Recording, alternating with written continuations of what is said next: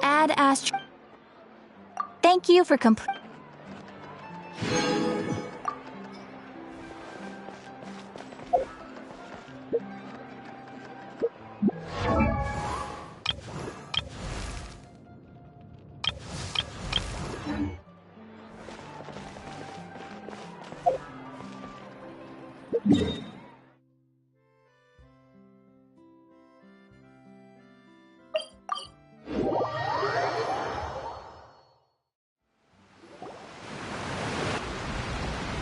Hey, Traveler. Paimon. Oh, Paimon knows that voice! Over here.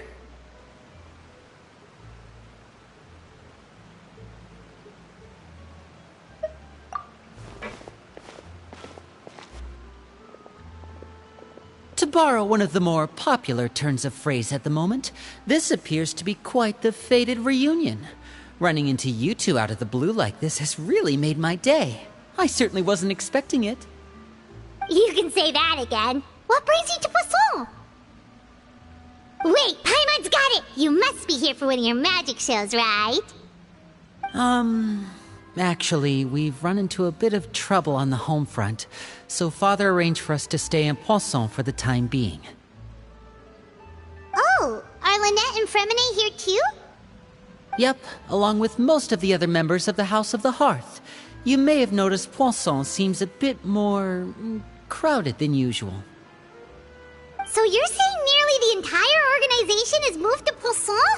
Sounds like you've run into way more than just a bit of trouble. What's really going on? Well... Since the two of you are so curious, perhaps I can fill in the gaps. You scared Paimon half to death! Father, you're here. You know... on second thought, maybe we don't need to know? It's all probably super confidential House of the Hearth stuff, right? We totally weren't trying to pry or anything. No need to be nervous. I could sense your genuine concern from your conversation just now. Of course, I can also understand your confusion. Sending so many Fatui here to Poisson, it's only natural that some might suspect an ulterior motive to be involved. I understand. I'm well aware you've had your fair share of confrontations with the Fatui in the past, and I can't exactly guarantee that we'll remain on good terms in the future. As for right now, however, I would say we have little reason to be at odds, wouldn't you agree? The House of the Hearth could stand to be more open with those who have worked so closely with us in the past. As for the issue at hand, well, it hardly relates to any ulterior motive. To be frank, it all stems from a certain rumor circulating around the House of the Hearth. It's an internal matter. What sort of rumor? A rumor that a certain phantom child is hiding away in the House of the Hearth.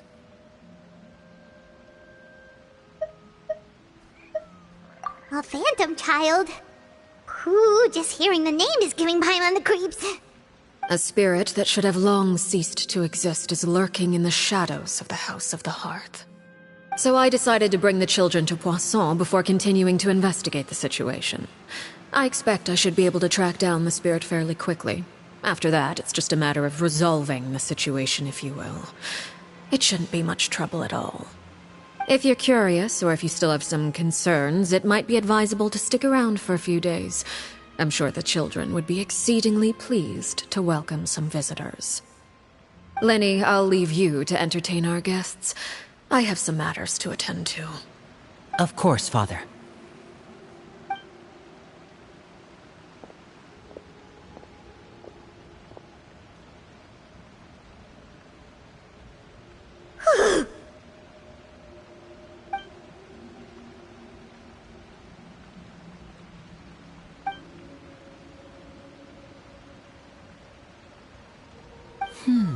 It has long been a dream of mine to invite you to our home and introduce you to my other siblings. You're quite well known in the organization already. A lot of people have been talking about you, especially after everything with the prophecy. If you're willing, why don't you stay a while and have a little chat with us? Alright. We don't have anything else to do right now anyway. But let's be clear, we're just gonna be there as guests, okay? Don't get any funny... Oh, wait a second. For your guests, that probably means we'll be treated to lots of yummy food, right? Of course. During our stay in Poisson, we've been helping out the locals with some fishing. We bring in quite the bounty every day. In fact, today's the perfect chance for me to show you what I can do in the kitchen. Let's go.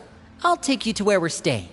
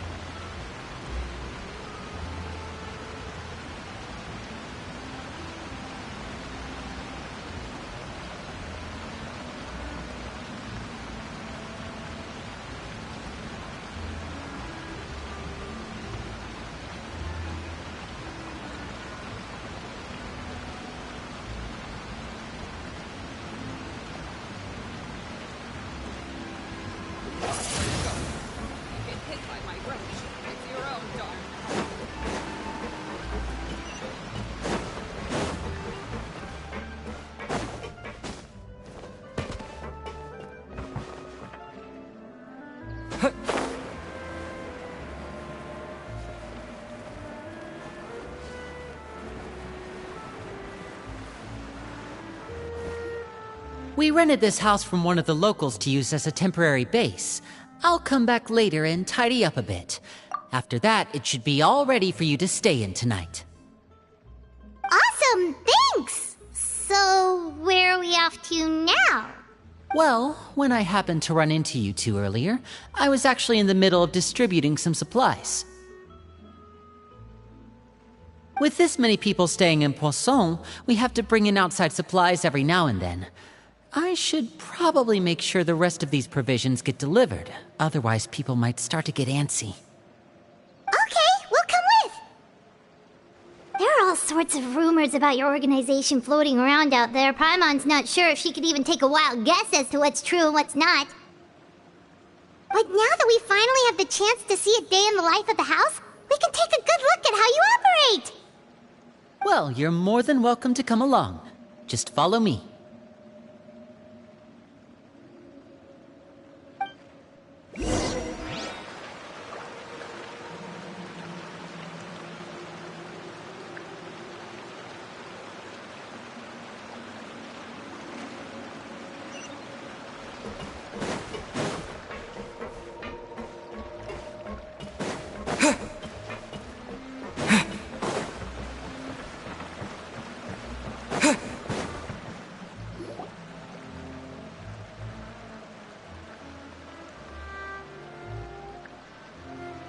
Linny! We're finally here. The supplies. I'm assuming you've... Brought them with me? Yep, here you go. Hello? Something caught your eye? It's the Traveler and Paimon! No way! Come here, everyone! Hurry! The Traveler and Paimon are here! One at a time, please. Don't crowd around them all at once. We don't want to scare off our guests now, do we? Oh, it's all right! Gotta say, Paimon didn't realize we were this famous. Of course! Father and Linny have told us so much about you.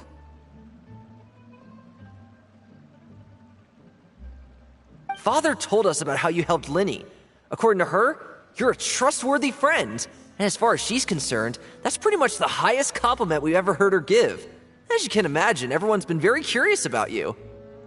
I heard the Traveler is so strong that he can move a mountain with his bare hands. I heard Paimon eats so much that she can clean out the entire pantry at Hotel de Boer in just 3 days! Wait a second! That's the rumor you heard about Paimon? Oh, not cool at all! Oh, wait! When guests visit, you're supposed to give them gifts and stuff, right? Oh, we don't need something like that. Besides, we don't have anything to give to you! Come on, we insist! I can give you some of my new potions. Just pick your poison. And by that, I mean medicine or actual poison. I've got both. Huh? Or maybe Shaplo can teach you guys about stealth! He's super good at it! He's never been caught! Ah, now that's not a bad idea. I know you usually prefer to fight head-on, but it never hurts to expand your bag of tricks, right? When it comes to eliminating your enemies, staying quiet can go a long way. Trust me, I would know. I was poisoned not too long ago, and I'm still dealing with the after effects. So I'm not quite as good as I was before, but I could still give you some pointers. Wait, when you said gifts, Paimon didn't think you meant poison and stealth tactics. But those are the best things we can give you. You don't like them? Ooh, how about this? Tell me the name of someone who really annoys you, and we'll teach him a lesson for you. All right, Fold, Selwar. I think that's enough suggestions for now. When it comes to being a good host, it's the thought that counts. You don't need a physical gift to make our guests happy. In fact, pestering them with suggestion after suggestion might make them more annoyed than anything. I would say your enthusiasm has certainly gotten across. Really? Awesome! It's been so long since we have had guests to play with. If there's anything you need, just let us know. Yeah, especially if it's poison or something. I've got all sorts of potions for that. Well, we'll talk to you all later. We've still got supplies to distribute. All right, see you later.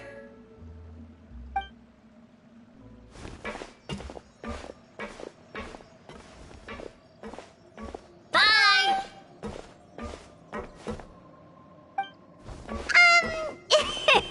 Lenny, about all that poison and stuff tactics talk just now. Scared you, did it? That kind of talk comes with being part of the House of the Hearth. When Foltz was really young, he strangled all of his family pets, just out of curiosity. He was labeled a dangerous problem child and was abandoned by his family. Elwar has an unnatural obsession with potions. Father has forbidden her from trying all the different concoctions she comes up with, but she still tries to test them in secret. You really have to keep an eye on that one. Chaplot is around my age. While I'm mainly responsible for collecting intelligence, he handles surveillance. He's very passionate about his work and has no reservations about taking on some very difficult missions. I know you two probably aren't used to that kind of talk, but I can promise you they only had the best of intentions. Things like stealth tactics and developing different poisons, they really mean a lot to them. They were just trying to share the best of what they could offer, that's all.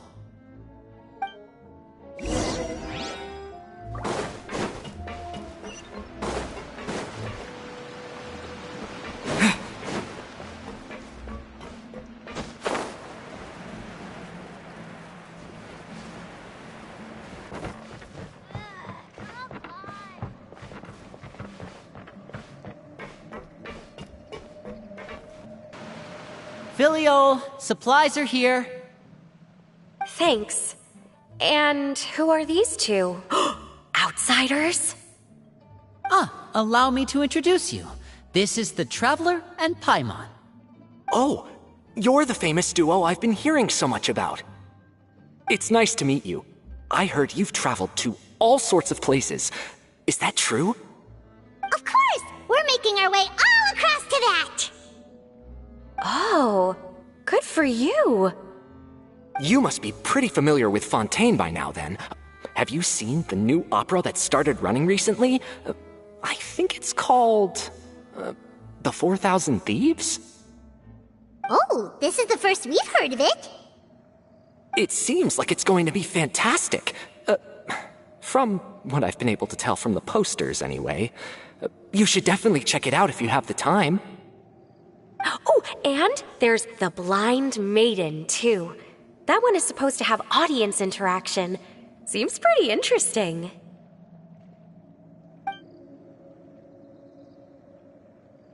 After this mission is over, I think I'll go get a manicure. Oh, maybe I should dye my hair. Wonder how much it'll cost.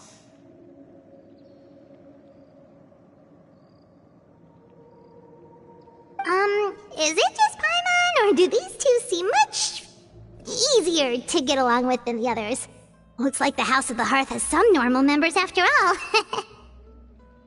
I heard that.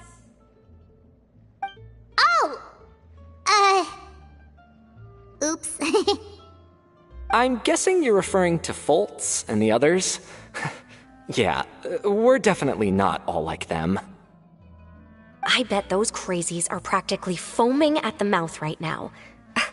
I'm sure they just can't wait to get back to Snezhnaya to carry out the plan. That's enough, Filial. Don't talk about family members behind their back, right? Whatever. Let's go. Guess this is goodbye then. If you ever have some time, we should go see the opera together.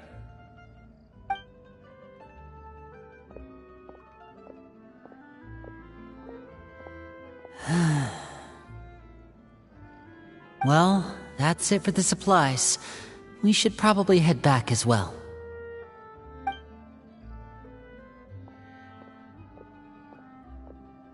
Well, they didn't seem too happy with each other. Seems like there could be something more going on here. You're right. We're only here as guests after all. Oh, Linny's getting super far ahead. Come on, let's catch up.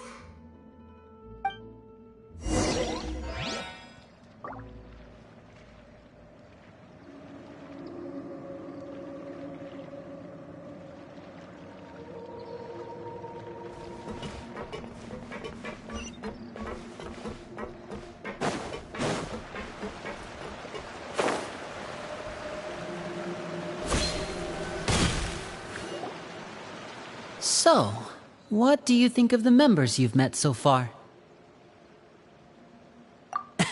Well, Father is always encouraging us to be strong-willed and independent. So if there's one thing we've got, it's people who aren't afraid to speak their mind. Well, I should probably get cooking. Wanna join? Of course! Then let's head out and... Huh? Fremine? What are you doing here? Well, Fremine! Nice to see you again! you too. I heard you're here as guests of House of the Hearth. Welcome. We were just going to make some food. Why don't you come along? I could use some help in the kitchen, and I seem to remember you mentioning you wanted to make seafood soup for the traveler in Paimon. Seafood soup? Oh, Paimon is drooling already. Were you looking for something just now, Fremine? Maybe I can help. It's nothing. I just wanted to see if there were any extra supplies. Yeah, we've got some left over. What do you need? Some food and water, and some clean cloth, if possible. No problem. Give me a second here. Food, water... Wait a minute. What do you need all of those for? You're not on any missions as far as I'm aware, and you were just going to come eat with us. So what's this all about? I thought I'd grab an extra portion because I get hungry at night. Could be because I'm growing, you know, and... Fremine, you remember what I told you? You're not like me. Your lying skills still need some work. Tell me what's going on. Is it really bad enough that you have to keep it from your own brother? Maybe it'll be better if we gave them some space.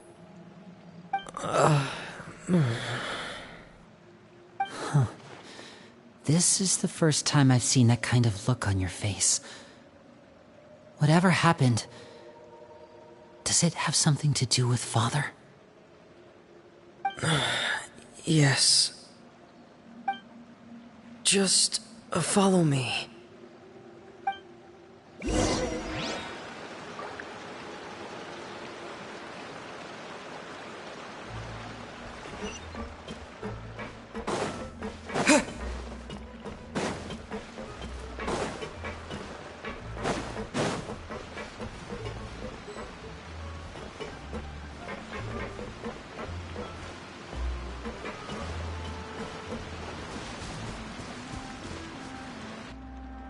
You're back!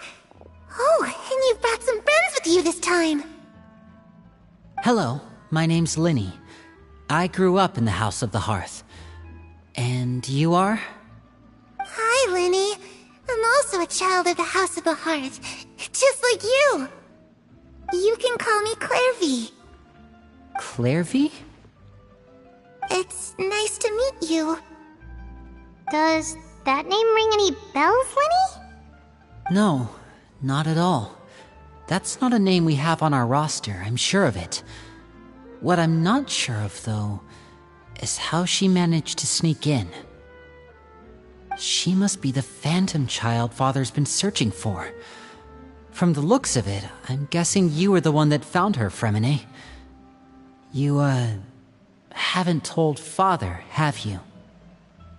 No, I haven't told anyone. I've just been keeping her hidden. For how long? About half a month now. So ever since we got to Poisson, then. Do you have any idea what you're doing? I know what I'm doing. Really? 'Cause from where I'm standing, it looks like you're hiding the very person Father has been trying to find. If Father finds out about this, everyone involved is going to be punished. You know the rules of the house, Fremine. I know you do. Father doesn't tolerate any form of betrayal. So why are you doing this? I've thought it through. And I just can't hand her over like that. Linny, don't you remember last year? Sheplo nearly died after getting poisoned during that one mission. He wasn't able to get back before the poison started taking effect, and not a single person was there to help him. That night, while I was sleeping, I heard a voice telling me to go save him. I opened my eyes, but I couldn't find the source of the voice. I thought maybe I was just hearing things, but I went to look for him anyway. Luckily, I got there with enough time to save his life. That feeling of being haunted, of hearing voices, it's happened many times in the House of the Hearth. I'm sure you've noticed. So what you're saying is, that was her? She was the one who spoke to you that night? Unless there are other spirits roaming around the House of the Hearth, I don't think there's any other possibility. If Clairvy were our enemy, it wouldn't matter whether she was a spirit or an actual child. I would have acted without a second thought, because that's what Father ordered us to do. But she's been living with us, helping us from the shadows all this time. I think that makes her family. I couldn't just hand her over to be dealt with. Not when there's so much we still don't know. So what's your plan then? You can't keep her here forever. Someone is bound to find out eventually. I haven't thought that far yet. I don't want to disobey an order from Father, but I also don't want to put Clairvy in danger. Come with me. There are a couple things I'd like to say to you in private.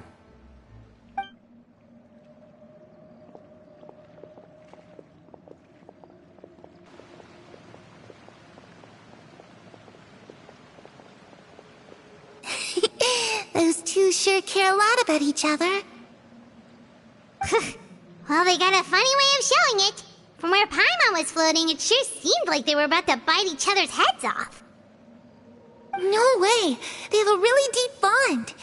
I could tell right away, 'cause I also have a friend like that. I just don't know how long that kind of bond can last.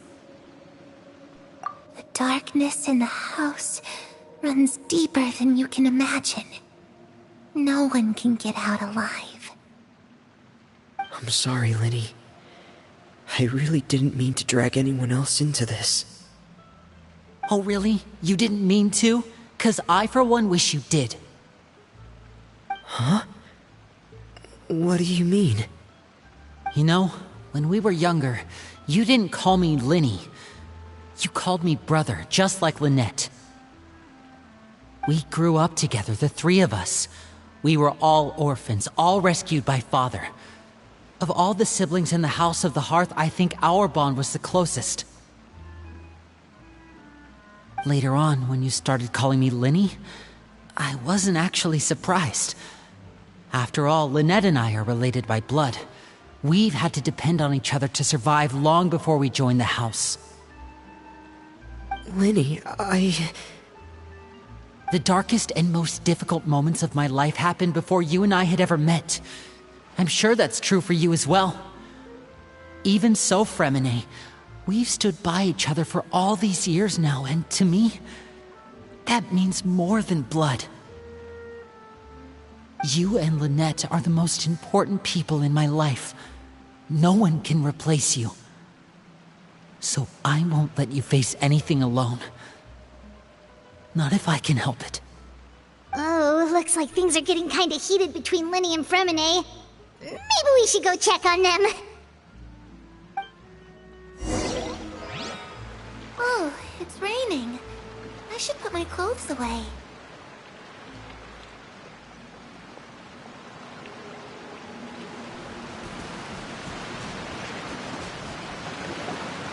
Hey, you two! Hope we aren't interrupting anything. Like a fight, or... Oh, wait a minute, Fremine. You're not crying, are you? Is everything alright? Everything's fine. Thanks for asking. Well, we're all friends here, right? We've been through so much together, so if there's anything we can do to help, just say the word. It's just a small family dispute. It's not something our guests should trouble themselves with. In fact, it might be better if your stay ended here. What are you getting at, Traveler? When guests are around, families are often on their best behavior. And any disputes are less likely to escalate. That's what you're trying to say, isn't it? I... just... Thank you. I was really hoping to keep you out of it. But even if I could think of some other reason to turn you away, I'm not sure I could convince you.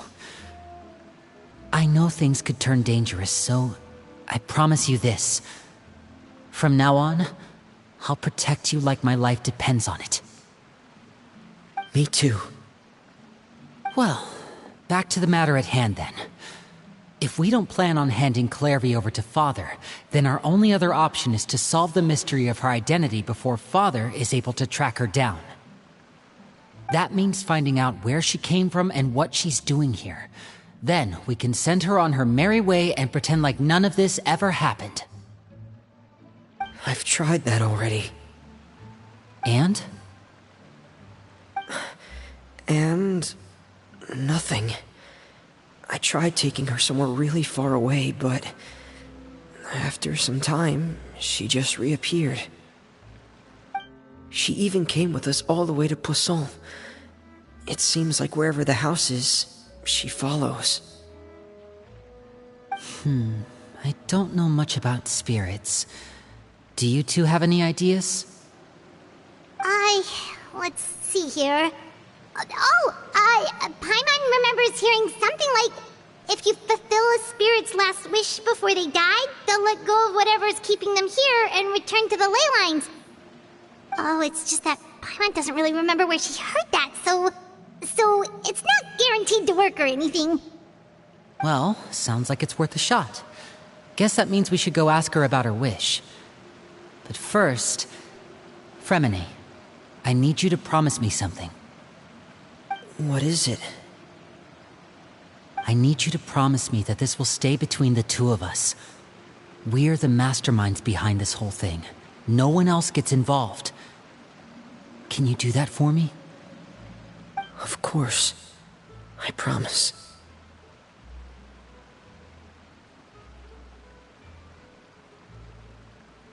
All right. Then let's seal the promise just like when we were kids. Fist bump on 3. Ready? 1, 2, 3. I swear.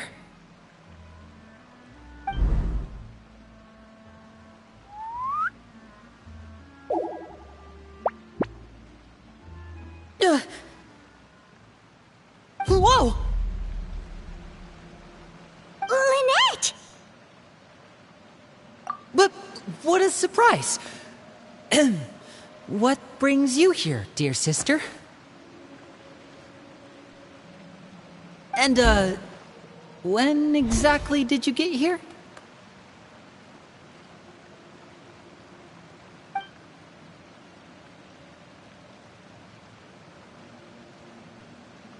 You're an idiot, brother. And you too, Fremine.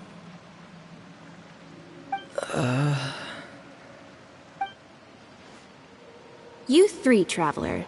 And you 4, Paimon. you? I've seen Clairvy around the House of the Hearth before. I hadn't seen her in Poisson, so I figured she must not have come with us. But it turns out you were just hiding her. I heard you talking about your plan. Rather than steering clear of the situation, I'd rather fully join in.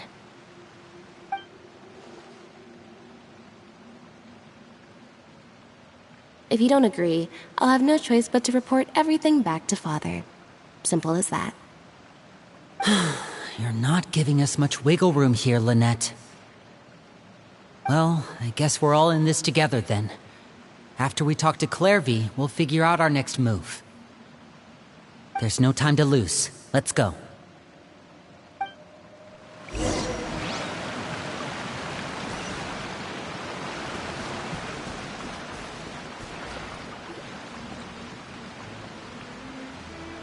I'm full. Thank you for bringing me this food, you guys. She said she's full, but the food doesn't look like it's even been touched.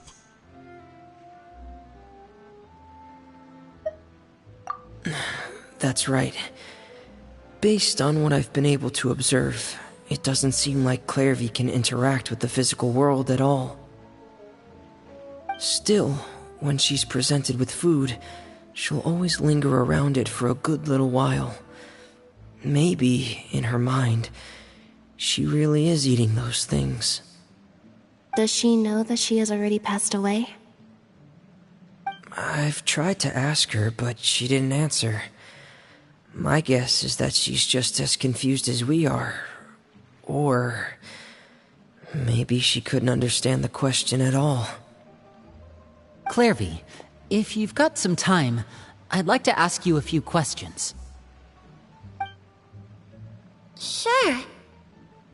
Oh, another new friend.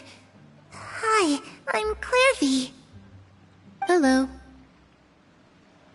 Clairvy, how did you join the House of the Hearth? Huh? Isn't it the same for everybody? The knave brings you here and then you can't leave. It's just that your name, it's not on the roster. And I've never seen you before.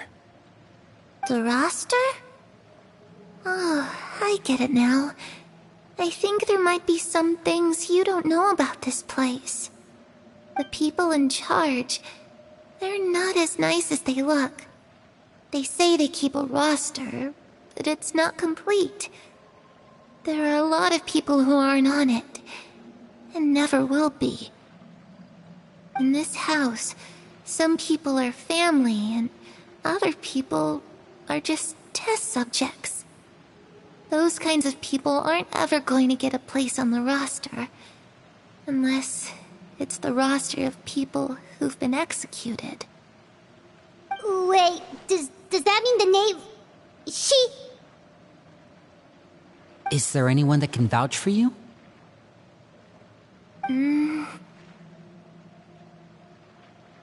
Perry, she's my best friend. She's the only one I trust in this place. Have either of you heard of that name before? No. Me neither. Clairvy, Perry. Neither of those names are on the roster. But it seems like she's telling the truth. Either that, or this kid's already got a bag of tricks bigger than mine. Maybe we should try a different approach. Clairvy, do you have a wish? A wish? It can be anything you want. Just imagine. It's your birthday, you're blowing out the candles, and your wish is...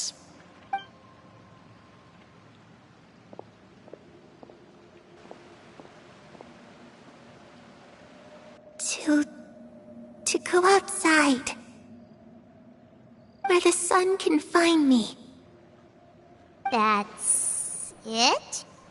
Well, that sounds easy enough. The darkness in the house runs deeper than you can imagine. No one can get out alive.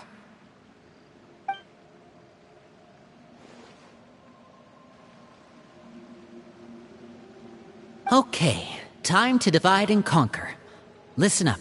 I've got a plan.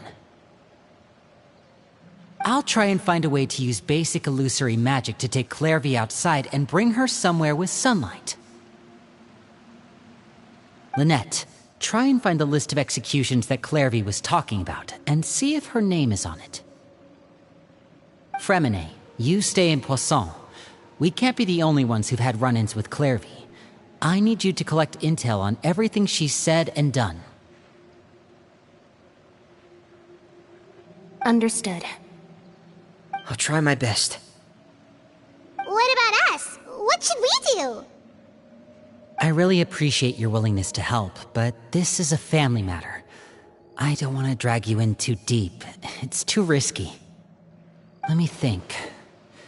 Since Father considers you to be guests, maybe you could stick by her side for a little while. You don't need to do anything except keep up some nice, casual conversation. Ah, Paimon gets it. You want us to distract her. I'll give you a magic bird. If Father suspects something, all you need to do is release it when she's not looking, and it'll alert me that something's wrong. Of course, that's only as a last resort. If Father doesn't seem to notice us, there's no need to make contact. We'll reconvene here tonight after all's said and done. If the worst-case scenario happens and we're discovered, just tell Father everything. We're not going to let our guests get punished for our own actions. That's where we draw the line. You too. Okay, this is where we part. Father should be at the beach nearby.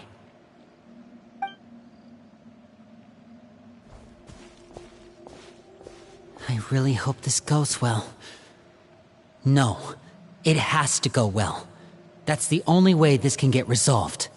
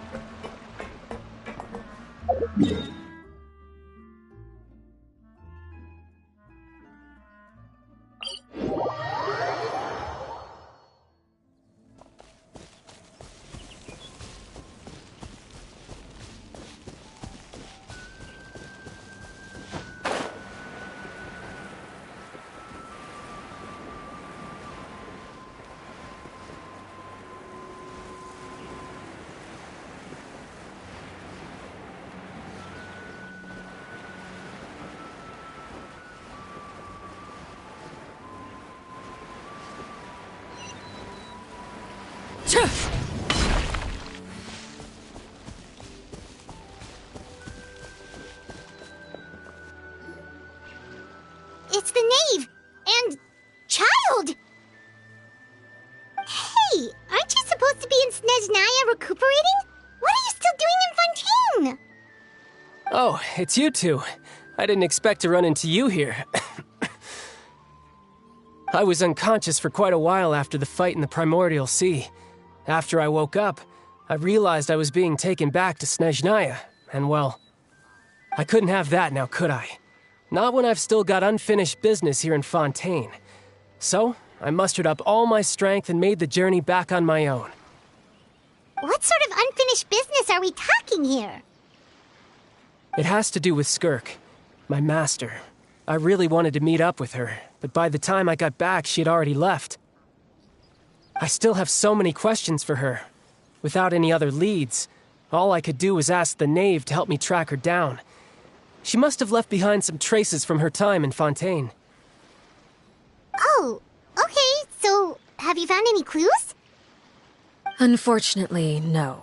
While the House of the Hearth is adept at collecting all manner of intelligence, certain existences can still manage to escape our purview. Basically, unless Master feels there's a need to meet with me, she's not going to be found. But that problem has an easy fix. I just need to become stronger, and then... Paimon thinks you should focus on getting better first. The worst of it is over. It's all thanks to that one kid from the House of the Hearth. Elwar, I think her name was. She gave me a bunch of random potions to drink. They didn't go down easy, let me tell you. Pain and chills all over. But they really did help speed up my recovery. And that's good, because it looks like I really do have to head back this time. The old man's been putting the pressure on me. He sent someone to tell me I'm needed for some sort of project. Project Stuja? Yeah, that's the one. I heard Regrader's involved too. I'm not looking forward to having to listen to all his monologuing, that's for sure.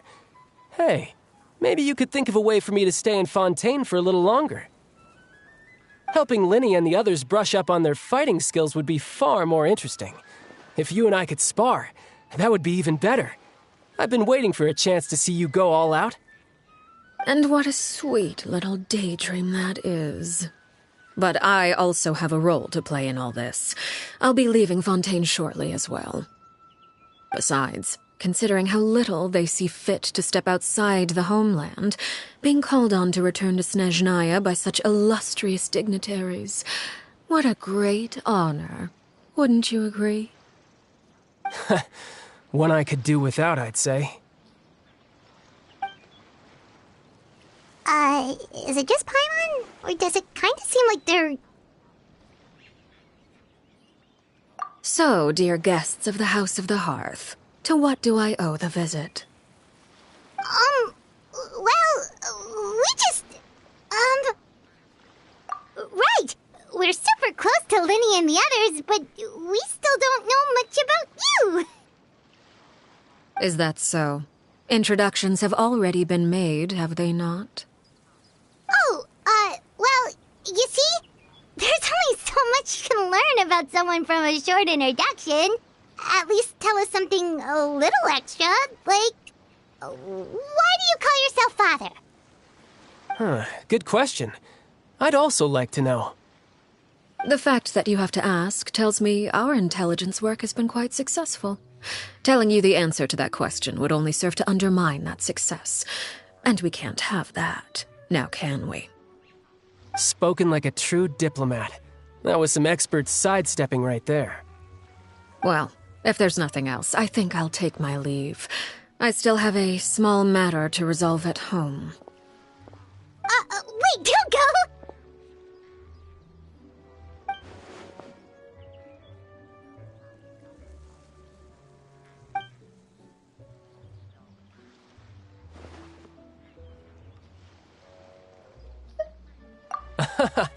I'd also like to hear the answer to this.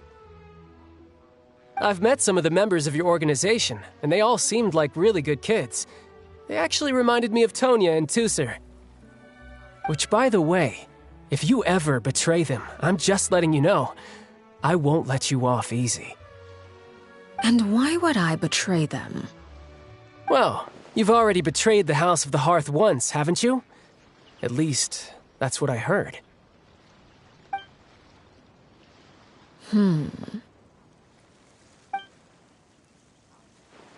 Okay, I admit. That's just what the old man told me. The rooster, I mean.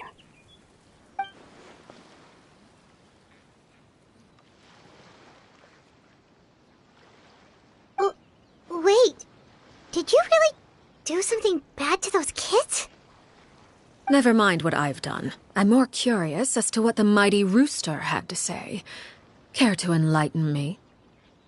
Well, nothing much. Just some stuff about you taking out many other members of the House of the Hearth, and even going so far to attack your own family. I see. Oh, based on your reaction, I'm guessing it's all a bunch of lies. Hardly. I don't appreciate his particular turns of phrase, but I suppose he didn't say anything untrue. Although, it would be more accurate to say that there is a certain level of prejudice involved, but I don't intend to clear that up just yet. Prejudice has a funny way of concealing the real truth behind certain things, an attribute that I find to be quite advantageous. Call yourself a Fontanian, for example, and people will assume all sorts of things, when the real truth is that this is simply the land where I was raised. Huh? You're not actually from Fontaine? But then why did you try to help out with the prophecy and everything? I was trying to protect the children born in Fontaine. Claiming that I myself was a Fontanian simply made it easier to operate. People would hardly suspect a fellow Fontanian of having any ulterior motives. Who wouldn't want to save their homeland after all? The primordial sea wouldn't have any effect on me, but it would have caused great harm to the House of the Hearth. Well, you wanted extra information, didn't you? There you go. I hope that satisfied your curiosity.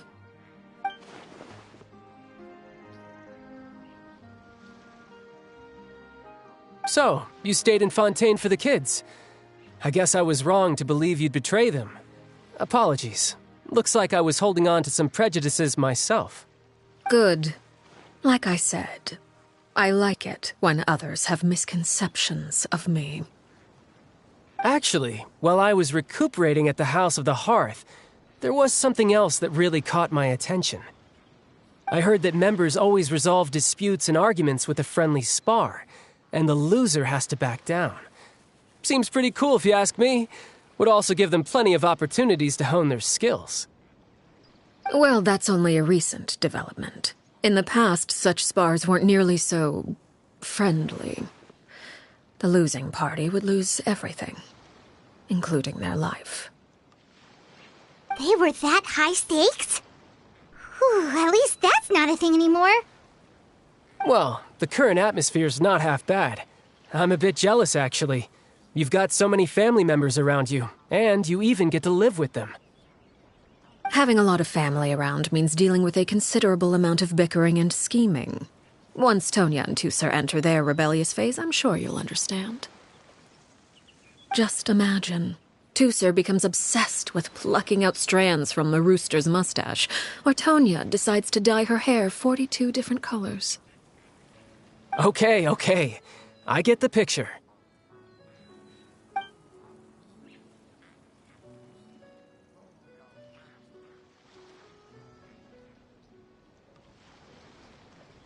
Well, would you look at the time?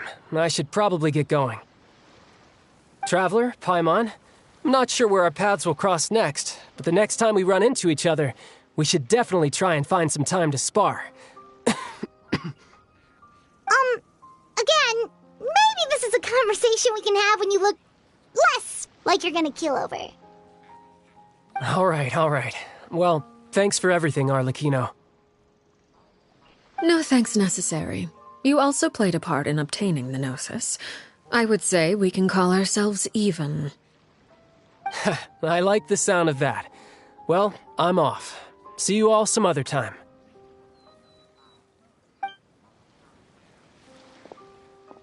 We should probably get going too. Do you want to head back with us? Oh? You want me to leave so soon? Oh, well, you see,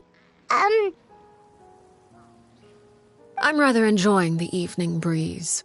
If you don't mind, I think I'll stick around for a bit. I have some things to think about. Apologies for not attending to you like a proper host. Please forgive this slight. I do hope you'll have a pleasant stay. We managed to keep her distracted until nightfall. Good thing Child was there to keep the conversation going. You don't think she suspected anything, do you? Oh, I wonder if Liddy ran into any issues. Let's hurry back and see how everything went.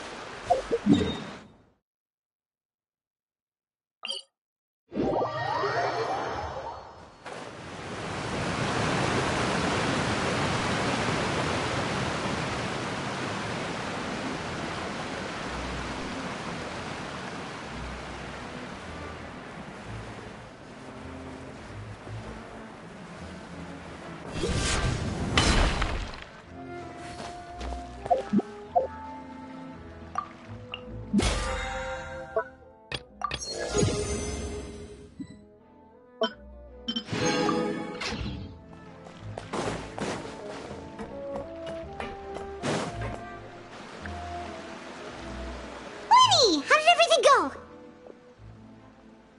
Well, long story short, we ran into a small issue. Clairvy can't go into the sunlight. Everything was fine at first. She followed me up to the surface just like I told her.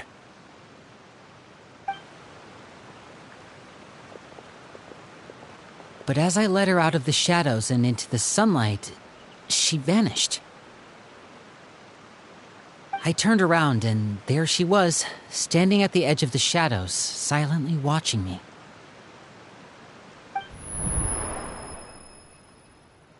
Huh. Maybe she's afraid of sunlight, or... No, it wouldn't be her wish if that were the case. Well, we could always try pushing her into it. Oh, true. I've pretty much tried it all already. Nothing worked. Eventually, the sun went down, so all I could do was bring her back here. How did it go with you, Lynette? Good. I've got the list. It's right here. Really? Well, what are we waiting for? Let's take a look!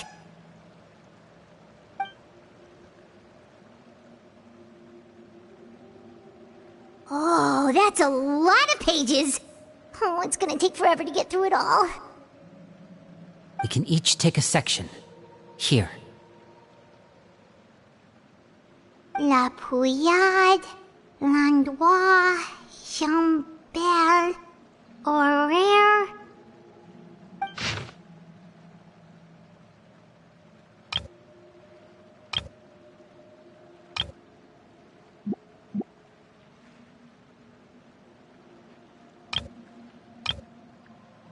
Oh, yikes. That Horaire guy has a huge scar on his face. He's kinda giving Paimon the creeps. Ah, I've met him before. The scar is from an injury he received during a mission. I still remember him joking with me about it. He said any future lover would take one look at him and then lose all interest. Did he say anything else? Well, I asked if there was someone he was interested in. He said no, and that's where our conversation ended. It was only later that I learned he really did have someone he liked. He risked everything to escape so he could be with her, but it didn't work. One day, Father asked to see him, and, well, I never saw him again after that. Wait, so that means the knave, she... It may seem cruel, but it's just one of the rules of the house. Betrayal is not to be taken lightly. We know too many secrets to come and go as we please. So, if you do try to leave, you pay with your life.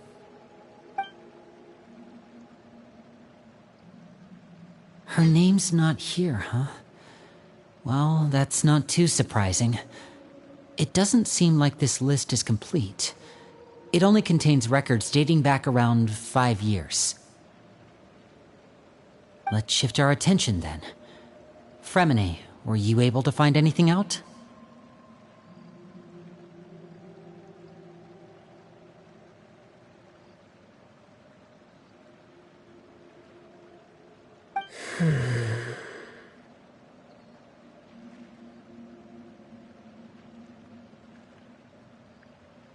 Fremine. Sorry. I was thinking about something. I managed to talk to quite a few people, but I couldn't help but notice that the atmosphere in the house was a little... strange.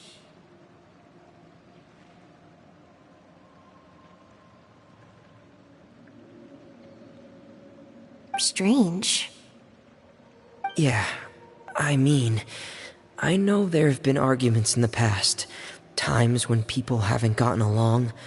Chaplot and Filiol are a good example of that. Oh, those are two of the people that we met while delivering supplies. Paimon can see how they might not get along. They had very different vibes and their, interests seem to be pretty different as well. That's to be expected, actually. Father brought us all here, shared her knowledge with us, taught us how to fight. That's one thing we all share. But that's also where the similarities end. Not all of us feel the same desire to stay here. As members of the House of the Hearth, we're also considered part of the Fatui. And to a lot of people, that's an identity they never asked for. Certain members get older and realize they want something else for themselves. But considering the rules of the House, most people would never say that out loud. People like Chaplot and Foltz are loyal to Father and her vision. They're proud to be part of the Fatui. Filial and Nantoy, on the other hand, well, they aren't quite as enthusiastic. These kinds of conflicts have always been there. It's not like Father is in the dark about any of this. Well, that's true. But it just feels like things have gotten worse lately. Filial and the others, it seemed like they were meeting in secret to talk about something. I can't say for sure, but I think they've met Clairvy. You think she's been inciting them to act out? No, not exactly. But I wouldn't be surprised if she said something to them about the darkness in the house and how deep it runs. She's told me about it before. Experiments being run on children. People being used as pawns on the battlefield without so much as the strength to survive.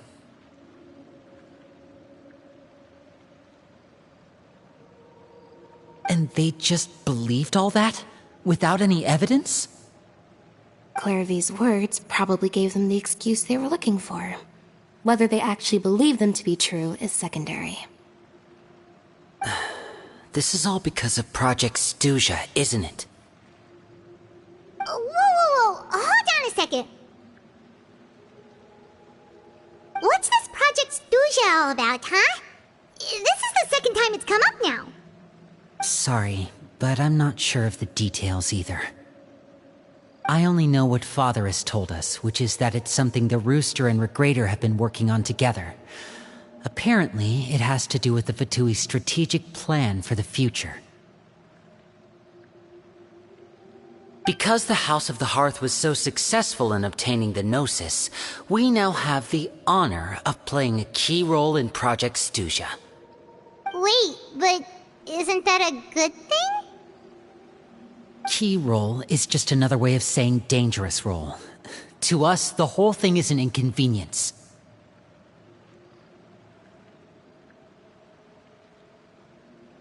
Father thinks so too, but she's in no position to refuse. Their plan isn't exactly unreasonable, and they've been funneling the house a lot of funding. It's just that we'll lose a lot of members in the process. Participating in the plan, it's an honor in name only. What they're really trying to do is subdue us. The existence of an intelligence organization outside their control makes them feel uneasy.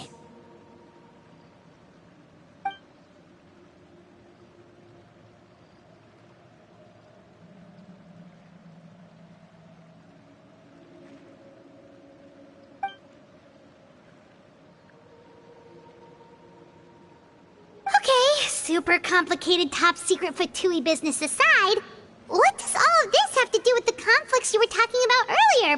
Paimon doesn't get the connection. External pressure has a way of exacerbating internal strife. You can't overlook the power of fear either. People are afraid of dying, and that fear is often the impetus for a lot of stupid decisions. I thought resolving the Clairvy situation would make everything go back to normal. But it looks like things are more complicated than I thought. If we leave Filial and the others to their own devices, Sooner or later, Father will be forced to take action. We can only focus on one situation at a time, brother.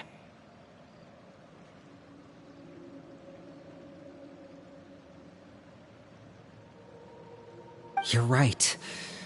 Even if we confront Filial and the others, it won't do any good. It might even make matters worse. We should focus on Clairvy for now. Well, it's getting late. We should head back and get some rest. We'll try again first thing tomorrow. Lynette, you stick with me this time. Fremine, keep a close eye on Filial and the others. Make sure they don't do anything they'll regret. Good work today, everyone. Have a good night, and I'll see you tomorrow.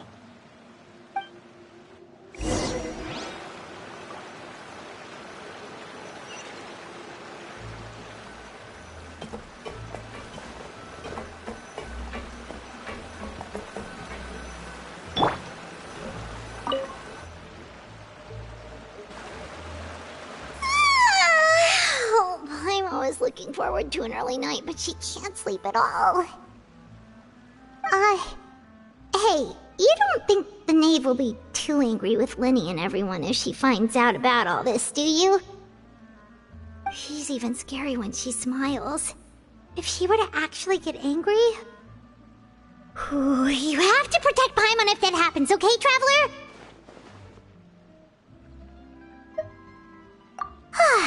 Trust is ever, Traveler. Look! Look over there! Quick! Let's catch up with her before anyone sees!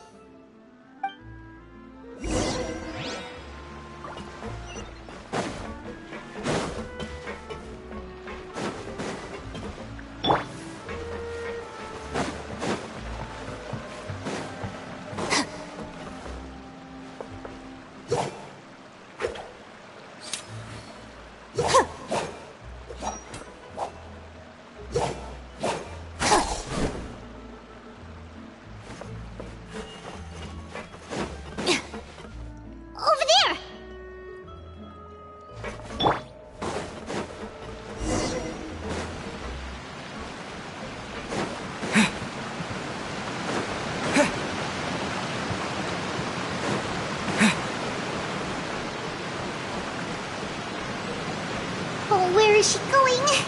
Oh, if someone sees her, we're toast!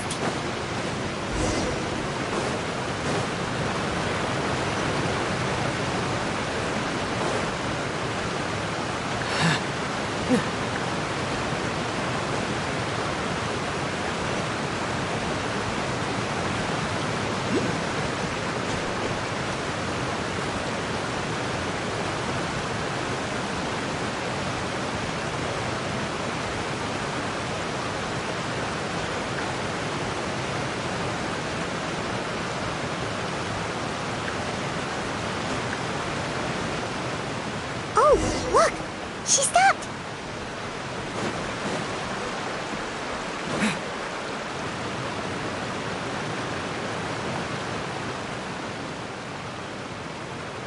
Clairvy! Shh! I opened the window while no one was looking. Look how pretty the outside is. If only I could have more than this. You probably think I'm being silly, huh? All this hopeless resisting? It's better to dream of what I could have than try to make it a reality, right? Please, help us get on the same page here, Clary. We need you to tell us what you know. Can you do that? Sure. Although, after you hear all this, I think you might regret that decision. Everyone in this family is nothing more than a tool, something to be used and exploited. We're all expendable, including me. As long as you're useful, you get to stick around. Lose your value, and you're handed over to the doctor, experimented on, and given a fate worse than death.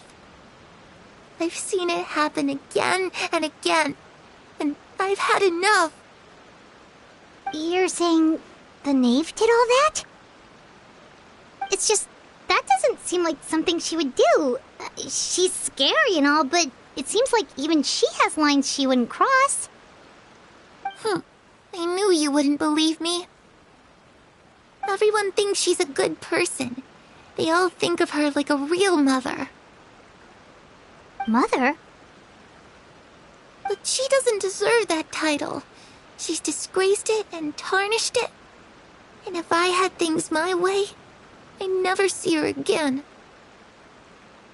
If only Perry were here, she'd understand. Perry. There's that name again. Also, Paimon's getting a strange feeling. It almost feels like she's not really here with us. Paimon can't tell if she's actually talking to us or if she's mistaken us for someone else. Well, in any case, it seems like she really needs someone to talk to. We should keep her company for a little longer. She looks so young, but it seems like she's been through a lot. It's getting windy. I should close the window. Ooh, look at the moon. Isn't it pretty? Hey, wanna hear a secret? I heard that if you look up at the night sky in Snezhnaya, you can see the aurora. It's supposed to be super pretty. Even prettier than the moon tonight. Perry and I promised each other that once we're older, we're gonna go see it together. But I can't find her. I'm worried she's also been... No, that wouldn't happen to her. She's special. Mother likes her a lot. I should really go talk to Mother, but we just fought. She doesn't want to see me, and I'm too scared to face her. What should I do?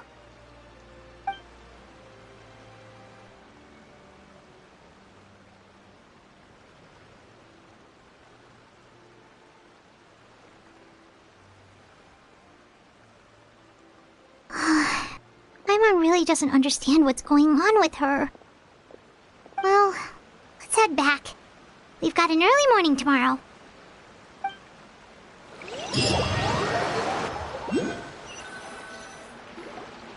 All right, looks like we're all here. Let's go ahead with the plan. Oh? What is it? What makes you ask that?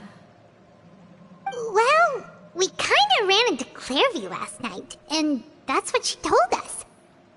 We met the doctor back in Sumeru. He's super dangerous, and he's done all sorts of bad things. It's possible that Father and the Doctor have had certain dealings, but I don't think Father would work with him. We're not really on the same side, so there's not a lot of trust between them.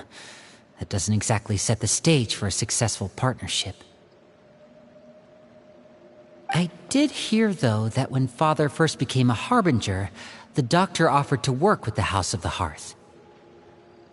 Father rejected most of his proposals, except for one. It had to do with some sort of secret experiment. Secret experiment? Could that be what Clairvy was talking about? I don't think so. I don't know any details about the experiment itself, but I do know it's an entirely independent operation. The Doctor only proposed a direction for the research. That was the extent of his involvement. I still don't think that counts as working together. The details of the experiment are confidential, but complete records are kept on all participants. That doesn't seem to be the case with the situation Clairvy referred to. I know you don't agree with some of the Fatui's methods, and I'm not asking you to. But I am asking you to trust us on this. The House of the Hearth has its own principles. There are certain lines we're not willing to cross. Alright, that's good to hear at least. Clairvy seems to think the knave and the doctor worked together to do something horrible. If that turned out to be true, Paimon doesn't know how he would even face you guys. It's just that it doesn't seem like Clairvy is lying either. The easiest thing to do would be just ask the knave directly, but Paimon doesn't think she'd tell us. Father didn't come back last night. She's probably still near the shore. We'll be counting on you to distract her. Lynette, you're with me. Fremine, you know what to do. Be on your guard, everyone. All right, let's get to it.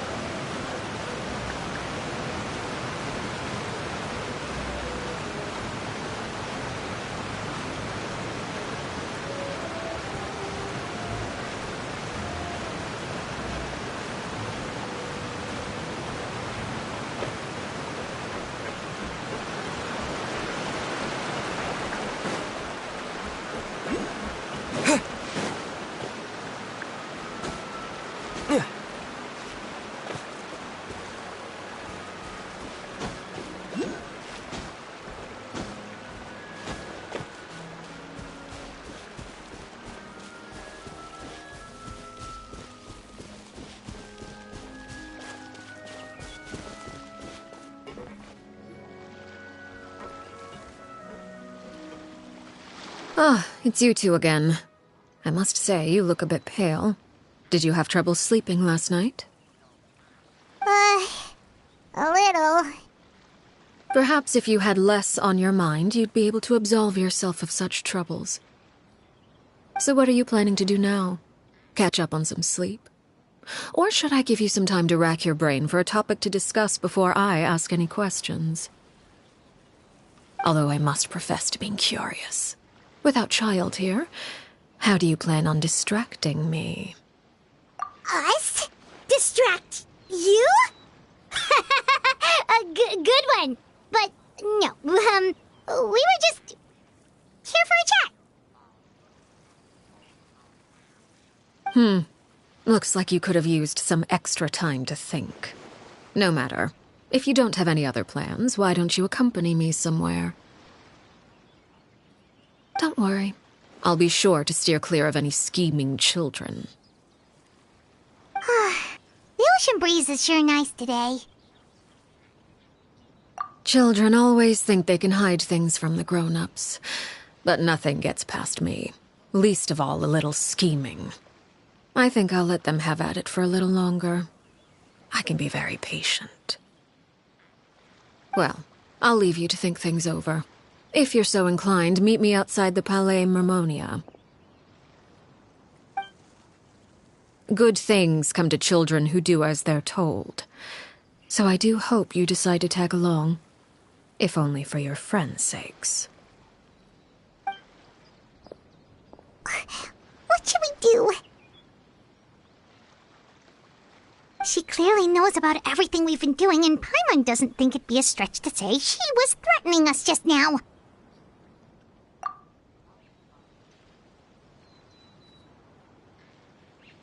Oh, good idea. Hopefully he sees it in time. Well, we should probably head to the Palais Mermonia. Paimon doesn't want to find out what happens if we don't show up. Based on what the knave was saying just now, it sure didn't seem like it'd be anything good. Okay, then we probably shouldn't keep her waiting. It seems like Lynn and the others are on thin ice, so let's do our best to not get them in any more trouble.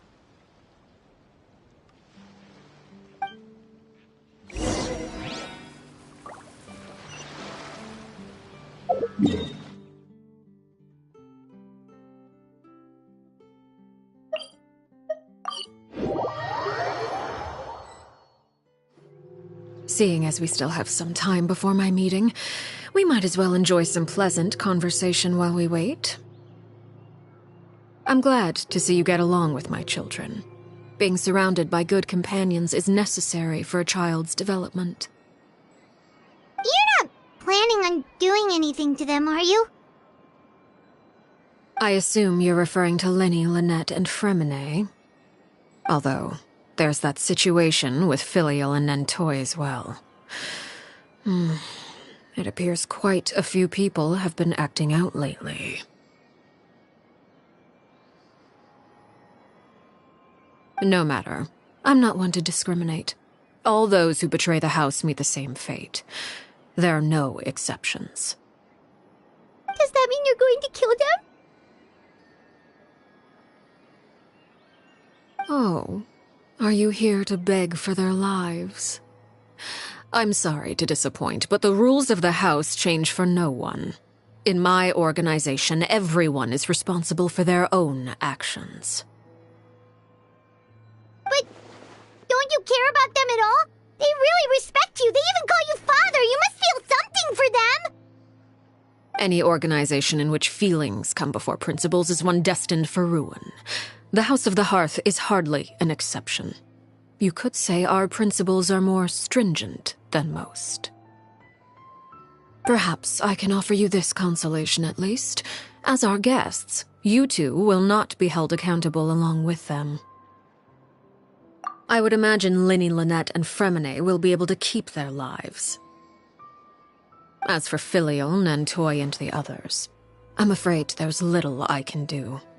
They can try to escape, but once you know our secrets, there's no getting out alive. But that's awful. Ah, you seem concerned. Out of consideration for my guests, I suppose I could turn a blind eye for a little longer. If Linny and the others manage to dispose of Clairvy in the meantime, all evidence of their wrongdoing will be lost. In that case, I could hardly punish them for something I couldn't prove. If their efforts are unsuccessful, on the other hand, all will be held accountable, and the punishment will be severe. Of course. Oh, and here, I believe this belongs to you. Do try and keep better track of it next time. It takes a considerable amount of time to train a bird like this. It would be such a pity if you were to lose it. Permanently. Wait, where did you get that? Well, I'm afraid that's all the time we have to chat. Now, for the matter at hand. I asked you to meet me here because I have business at the Palais Mermonia. It has nothing to do with you, but I think it would be prudent for you to stick by my side for the time being. There will always be time later to run off and tell Linny what you've learned. Well, time to go. Looks like we wrapped things up just in time.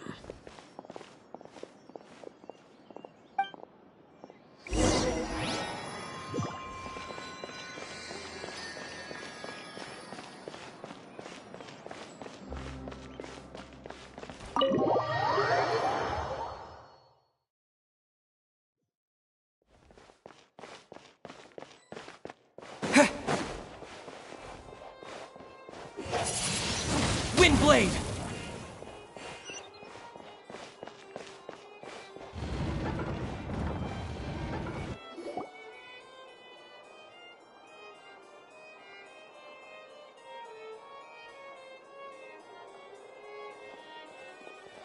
It's been a while, Monsieur Neuvillette. I must say, I wasn't expecting my meeting request to be approved quite so quickly. The Palais Mermonia operates with an efficiency worthy of admiration. It is only right that an esteemed diplomat such as yourself should be afforded the proper level of respect. Although, if I may speak plainly, I must confess that I did not anticipate we would have the occasion to meet again after presenting you with the Gnosis. I see you've brought the Traveler and Paimon with you as well. If I may inquire as to the purpose of your visit. I'll be departing Fontaine shortly. There is, however, an outstanding matter that I would like to see resolved before I go. It requires a rather lengthy explanation, I'm afraid. So I took the liberty of explaining everything in this proposal. Please review it at your leisure, Monsieur Neuvillette.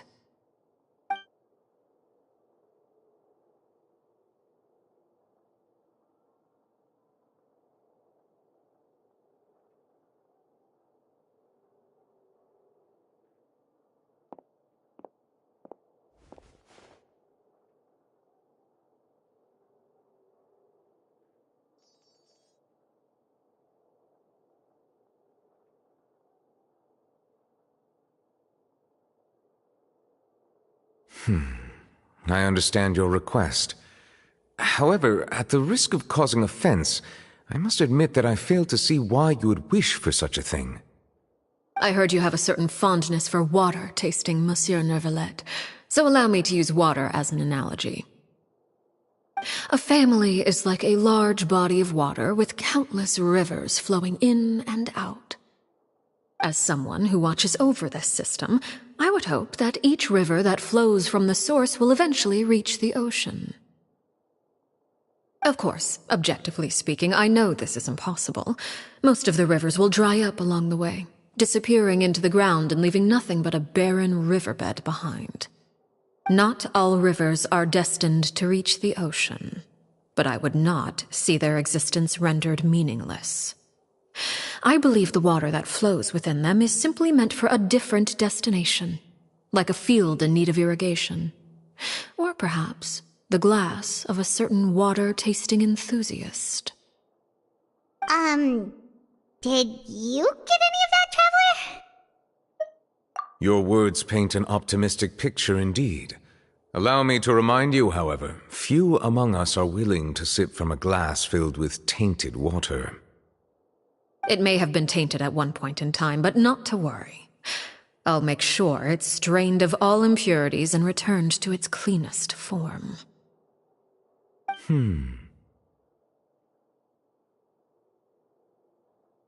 I seem to recall there being a transactional aspect to your proposal. Perhaps you could expound on that? If you accept my proposal, Monsieur Neuvillette, I will gradually withdraw my forces from Fontaine. And, unless absolutely necessary, I will no longer carry out any special missions within Fontaine. I presume I can take your words to mean that, in the future, cases similar to the Tartuffe assassination will cease to cross my desk? Tartuffe? Ah, that thief who embezzled funds from all those charities, you mean? My deepest condolences to his family, but without any evidence, I cannot imagine how the House of the Hearth might have been involved in his passing. Of course, if you accept my proposal, Monsieur Neuvillette, I'm sure certain measures could be taken to reduce the frequency of such troubles. You choose your words carefully indeed. In that case, I am inclined to accept your proposal. My thanks for your generosity, Monsieur Neuvillette. Well, with that settled, we should be going now. I took the liberty of bringing along 2 bottles of spring water from Snezhnaya for you to enjoy. I do hope I get the chance to hear your impressions. Perhaps at our next meeting, yes? Indeed. I trust you would not overlook your commitment in the meantime. All right, Traveler Paimon. Time to go.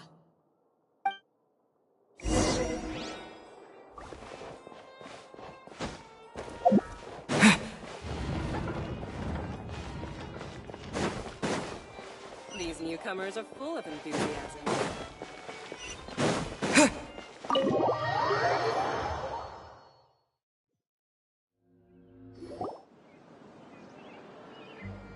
So, what exactly were you talking about back there? Paimon only heard you mention some rivers, a large body of water, and then some kind of irrigation scheme. You really want to know? I would imagine there might be more pressing concerns at the moment. Winnie, Paimon really hopes everything's going okay.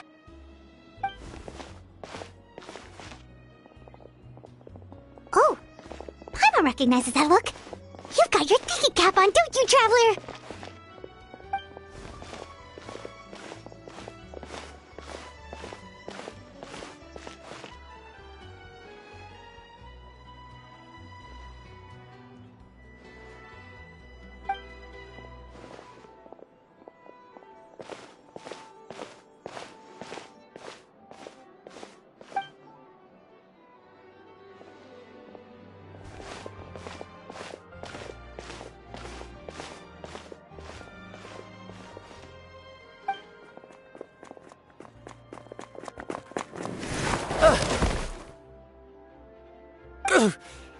Oh, shoot.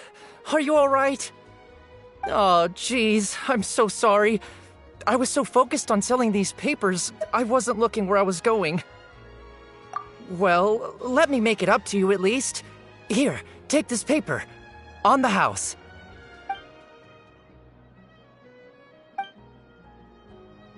Oh, you don't have to give us anything. Please, I want to. It's not like I'm short on supply. All the extras will be useless come tomorrow anyway. It's my fault, really. I was just trying to bring home some extra mora for the family, but I bit off more than I can chew. I haven't had many takers today, so I'm still swimming in papers. What's going on here? Nothing much. I just ran into your friend here on accident. I should probably get going, actually, so... Hold on. Of course, I'm happy to compensate you with mora, it's just... I don't have any on me at the moment. I'll take 3 papers. Here. Your payment. Oh! Thank you for your patronage. May the Archons bless you with good fortune. If only I had the chance to run into such generous customers every day. I should probably just take on a smaller inventory, though, right? I'm getting married soon, so sometimes it's hard to not get ahead of myself. Anyway, I should head out. Goodbye! Well, now that my affairs are settled, we should take the boat back to Poisson. We've even acquired some light reading to enjoy along the way. Actually, why don't we stick around for a little longer? Paimon just realized how hungry she is. She can't head back to Poisson on an empty stomach.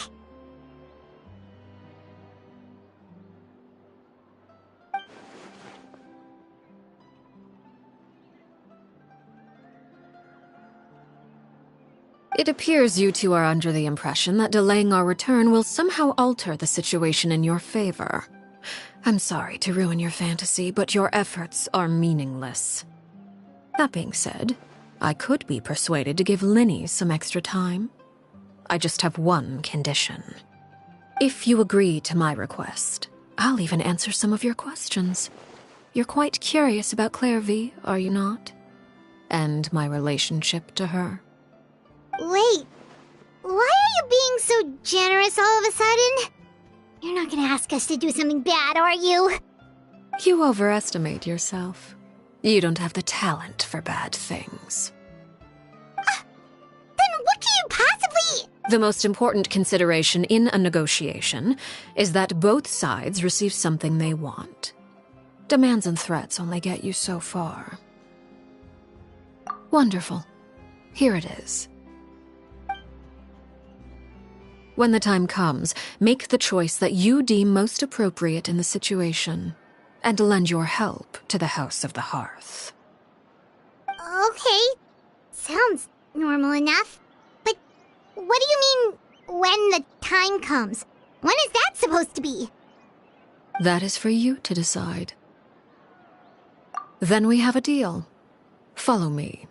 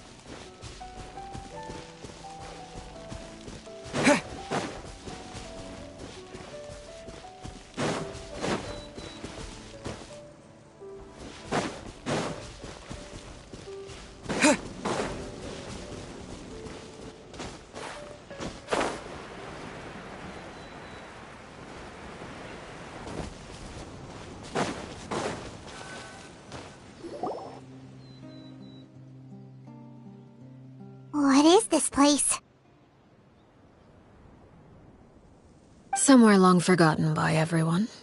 It used to be a grand building. Now it's nothing more than a pile of rubble.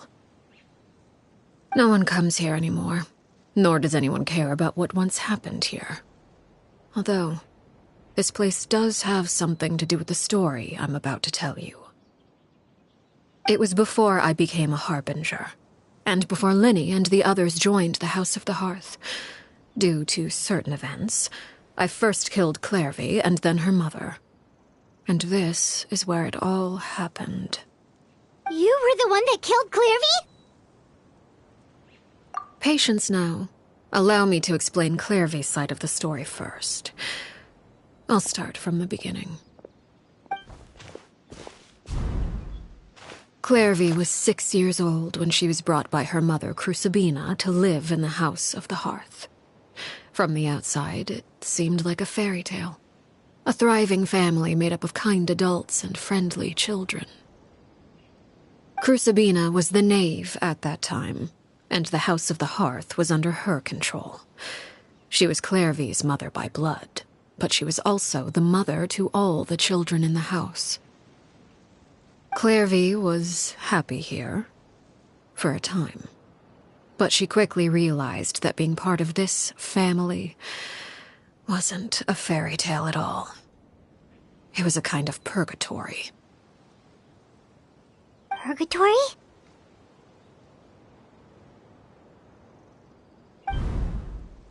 Exactly. The House of the Hearth takes in war orphans from all over Teyvat. But as for how to raise them, that depends entirely on the person in charge. Crucibina came up with a novel idea. She would teach the children to fight, force them to duel each other, and then crown as the king of the house the child who proved themselves most worthy of inheriting her title. It's difficult to estimate the number of children who died or were maimed in the process. There's little I can say about the ones who died. The ones that emerged with permanent injuries, on the other hand, well, they still served a purpose. They would be handed over to the doctor to be experimented on, or sent away on dangerous missions. Nothing more than tools to be used and then discarded. So those were the experiments Clairvy was talking about. But what actually happened to her? You said that Clairvy was Crucibina's daughter, so if Clairvy tried to convince her to stop what she was doing, Crucibina probably would have listened, right? Despite being Clairvy's mother, Crucibina cared little for her daughter. She forced Clairvy to join the House of the Hearth only as a means to demonstrate her own impartiality as a mother, to prove that she treated all her children equally. Clairvy did try to convince her mother to change her ways, but it was to no avail. After her efforts failed, the only other option was to rise up and try to fight back. Unfortunately, the other children had already been thoroughly indoctrinated into the illusion of happiness Crucibina had created. Of course, there was one exception. Someone Clairvy's age who knew the truth about the House of the Hearth. Her name was Peruere.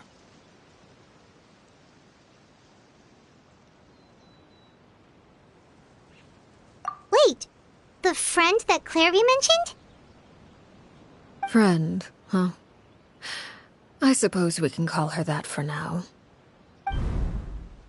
Clairvy was a cheerful and passionate person with a tenacious spirit. Peruere, on the other hand, was rather cold-blooded.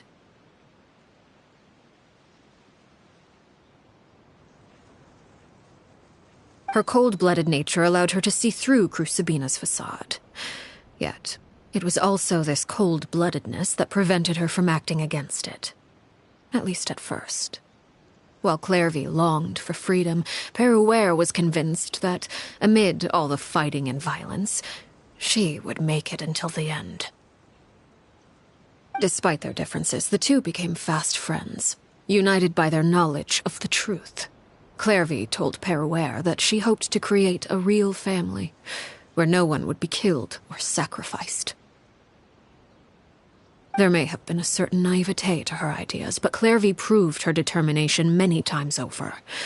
She tried countless times to run away, ask for help, or expose the truth. But her efforts only earned her beating after beating. The only thing that kept her going was her strength of will. Even with her body racked with pain, she would still stand on her tiptoes and open the window at night. She and Perouer would look out at the moon together, a fierce longing for freedom shining in her eyes. But one day that light simply vanished. Oh no. What happened? Her hopelessness resulted from a culmination of things. 10 years had passed. 10 years worth of failure after failure. She and Perouer weren't children anymore, but finding any chance to escape still seemed as hopeless as ever. It was during this time that Perouer suggested a new plan. If escaping was out of the question, why not take down the very person sitting on top of this throne of lies? Mother herself. Clairvy rejected that proposal. She claimed that, as a famous harbinger, Crucibina possessed an unimaginable amount of power. Trying to kill her would have an incredibly low chance of success. Clairvy never gave another reason, but Perouer could see it written all over her face. Clairvy still thought of Crucibina as her mother. Killing her own flesh and blood was a line she couldn't bring herself to cross. If she couldn't escape and fight back, then only one option remained. Precisely. Death was the only way that she felt she could be free. It happened during a duel. When she arrived at the dueling ring that day, her partner turned out to be none other than Perouer, the very person that had stood by her side all those years. It was a fierce battle. But ultimately, Clairvy decided to let Perouer end her life. From that moment on, Perouer's journey was one written in flames. When the rain finally came and washed it all away, there she stood, the sole victor in Mother's endless game of slaughter, a trail of corpses strewn across her path to success. It was the very result she had predicted 10 years prior. Even then, she believed she would make it until the end. She wasn't surprised by the fact that she emerged as Mother's undisputed heir. Rather, her success left her with an inexplicable sense of restlessness. She was unsettled, and there was only one thing that could quell that sensation. Perhaps you two would like to take a guess as to what it was? Crucibina, you mean? But... Correct. This is the place where Perouer killed her best friend. A mere year later, this is also the place where she fought tooth and nail to kill the mother they shared. The moment she acted, any conception of what was right or wrong ceased to matter. It's one of the principles of the house. Only those who survive get to write the rules. Perouer won the battle, and became a harbinger herself. After which Her Majesty, the Tsaritsa, bestowed upon her a new name. Arlecchino. So the Perry Clairvy was talking about... It was you all along. You're Perouer. Arlecchino is just a name you got later. I left that name behind long ago. I must say, hearing it now does bring back memories. After I defeated Crucibina, the moniker of Mother died with her. I chose to forego the title she called herself, and even chose to give up my own name. I rebuilt the House of the Hearth under a new identity. Not only as Arlecchino, but as father. And that is where the story ends. Any more questions? Based on what you just told us, Clairvy wasn't a little kid when she was killed. So the Clairvy we met... Was she really a spirit at all? I suppose you could call her an illusion born of flame. Her existence is like ashes to a fire. Something left over in the wake of blaze and ruin. You see, a certain power runs through my veins. It's not unlike a curse. My flames leave behind shadows of anything they consume. Of course, the chances of those shadows morphing into a sentient entity are exceedingly slim. Clairvy is a very special case. Clairvy died when she was 16 years old, but what emerged from the flames was her 6-year-old self. Her appearance wasn't the only thing affected. Most of her memories were lost to the blaze as well. Memory is a mysterious thing indeed. Losing a portion of your memories will alter your sense of self. Lose 10 years' worth, however, and it would be like living in the past. Like returning to a version of yourself that never grew up. No wonder Paimon got such a weird feeling when we were talking to her. Perhaps I should put it this way. Clairvy is someone trapped in time. It may seem like she exists with us in the present, but she truly lives in the confines of her own past. So if all of that is true, then you must have known about Clairvy for a long time. Indeed. She's a rather volatile and unstable entity. Sometimes she would look after the children. She's even saved some of their lives. But other times, she would hide from me and become obsessed with revealing the truth about the house to anyone who will listen. Shadows don't have the capacity to learn or grow. Any new information they encounter is quickly forgotten over time. Your attempts to expose Clairvy to sunlight. They failed, yes. The reason is actually quite simple. In Clairvy's mind, the house is impossible to escape, and it is this very perception that traps her there. But no matter. All I have to do is kill her again, and all will be resolved. I don't anticipate so much as a single speck of ash will be left behind this time. Wait! Paimon can understand why you might want her gone, but isn't there another way?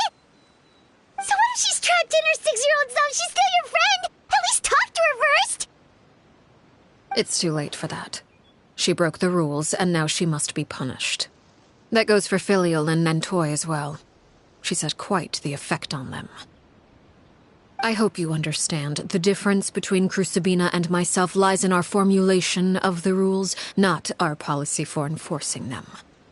Upholding the rules without question is a trait we both share, because that is how a household should be run. Is this really what you want to do? Whatever could you mean? Don't you want to say a proper goodbye at least? Whether as a killer or as a father, there are two things that must be avoided at all costs: anger and sorrow. Anger makes you impulsive. Sorrow causes you to waver. Well, it appears it's about time to proceed. Before we arrived, I told some of my well-behaved children to bring our troublemakers here by nightfall. I do believe I've kept my end of the deal. I gave your friends quite a bit more time. As for what happens now, we'll just have to wait and see.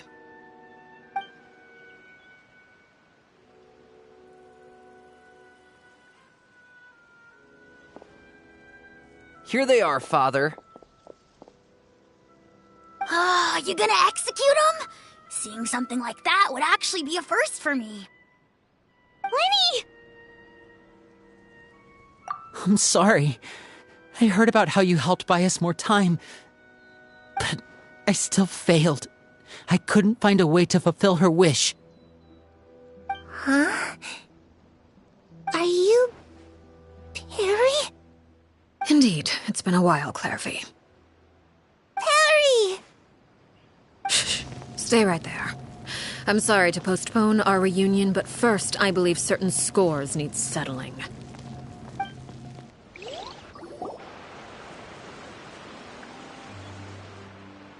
Father, let me explain. Out of my way. Father! You chose to conceal a threat to the house, and for that, you must be punished. Overall, however, I suppose your wrongdoing is hardly the most egregious of the bunch, so I'll deal with your punishments later. As for right now, the more pressing concerns are the traitors among us. By traitors? Do you mean us? Father, let me explain. We didn't mean to... Fultz, why don't you share what you heard? Yes, Father. Secret Midnight Meeting number 3. Participants, Filial, Nantoi, Sato, Toddy. Nantoi clearly said, if only Father wasn't the one who took us in. Sato added, I'm sick of this life. I just want to live as a normal person. Filial was the worst of them all. She called us crazies and said a bunch of mean things about Father. I did not! You're lying! Fultz is trying to frame us. It's not like I'm the only one who heard those things. After that, you and Toddy and a bunch of other people started talking about Clairvy. You were using all those things Clairvy brought up as an excuse to question Father. We're birds locked in a cage. The only way out is to destroy it. That's what you said, wasn't it? You little... You just want me gone, don't you? What did I ever do to you, huh? And you, Sheplo, have you forgotten who stood by your sickbed, watched over you, and changed your dressings? Come on, let's hear it then. What's your reason for all this?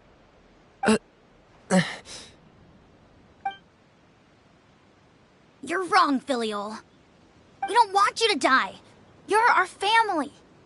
Liar. You wouldn't be doing this if that were the case. So why? Why have you backed us into a corner? We all live in the House of the Hearth. You know the type of work we do, Filial. A single betrayal can cost dozens of us our lives. It's not like it's never happened before. That kind of thing is hard to forget. That's why the House of the Hearth cannot tolerate any form of betrayal. Ever since we came to Poisson, you've had 7 secret meetings. A lot of the things you talked about really crossed the line.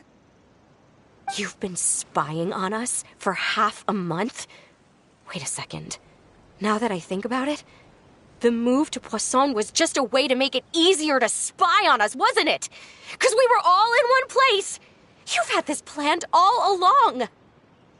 Filial, Nantoi, I'm sorry. I owe you both my life. I owe Clairvy too. If it weren't for all your help after I got poisoned, I wouldn't be standing here today. If this were any other situation, I would do anything to repay that kindness, even if it cost me my life. But rules are rules. I'm sorry. My hands are tied. Why? Why? That's enough, Filial. We made a mistake, and we should own up to it. We broke the rules, plain and simple. And now we have to face the consequences. I'm sorry, Chapleau. Fultz. I'm sorry, Father. We accept our punishment. Chapleau, according to the rules of the House of the Hearth, how should these traitors be punished? All those who betray the house pay with their lives. And so it shall be.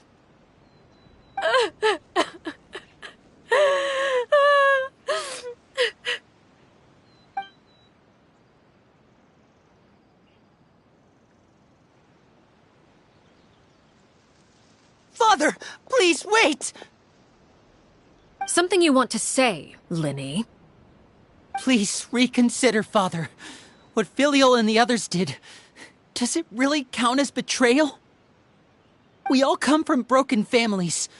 From the very first day we joined the House of the Hearth, we wanted nothing more than to make it a real home.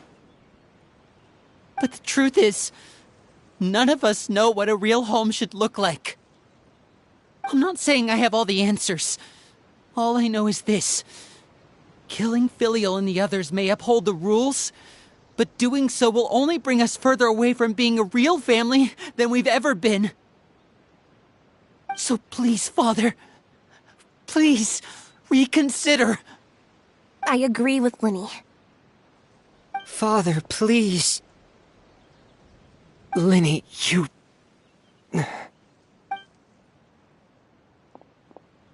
I also agree with Linny.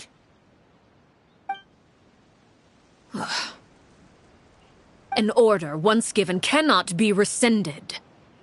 However, given the extent of your determination, I suppose we shall have to go about this a different way. Draw your weapons and face me. Our weapons? Father, are you referring to a duel? Precisely. The rules of the house will not be altered. Traitors must be punished.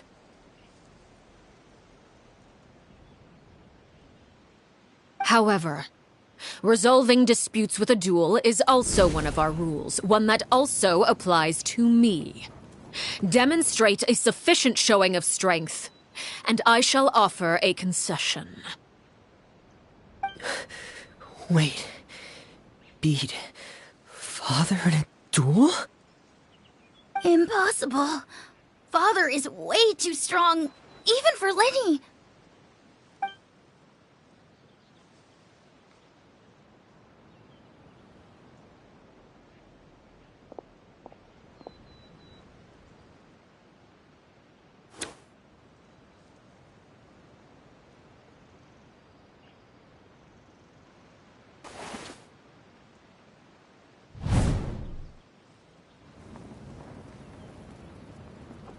Did you hear that, Traveler? Lenny and the others have to duel the knave. What should we do? Can they really win something like that? If they lose, those people from the house are really gonna be executed. Hey, are you listening?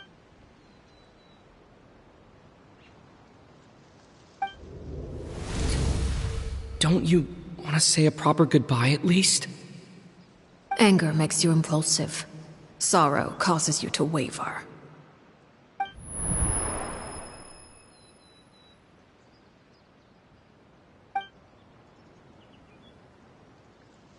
Oh, looking at that expression on her face, she seems really serious about this. Guess that means there's no chance she's throwing the duel on purpose, huh? When guests are around, families are often on their best behavior. And any disputes are less likely to escalate. When the time comes, make the choice that you deem most appropriate in the situation, and lend your help to the House of the Hearth. What's wrong, Traveler? Hey, where are you going? Traveler? You're asking to join the duel against the knave? I'll allow it. We do have a ready-made dueling ring at our disposal, after all. All I would advise is this. Keep a firm grasp on your weapon, and give it your all. Any less, and you may just lose your life.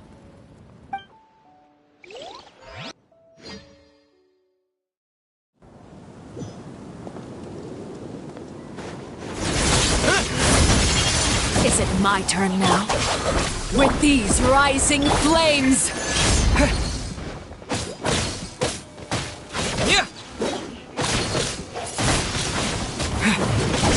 How amusing. Overruled! Watch out for Father's movements! Out of my way! Ready, steady, go! With these rising flames! Is it my turn now? You alright?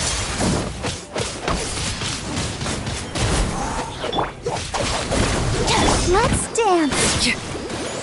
Is it my turn now?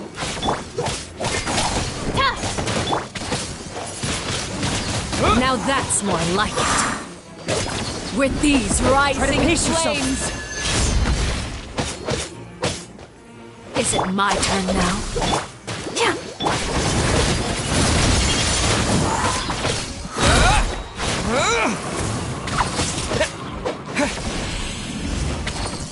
With the fall of darkness, destruction shall rise. Have a taste of purgatory. Sorry for the trouble.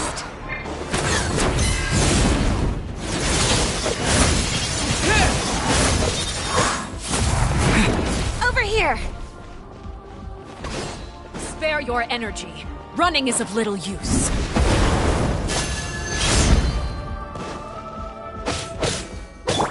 Transfixed!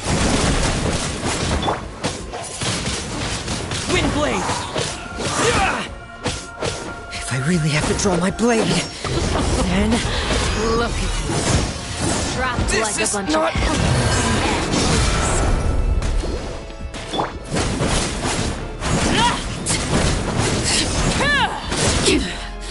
pitiful. Witness, now's our chance.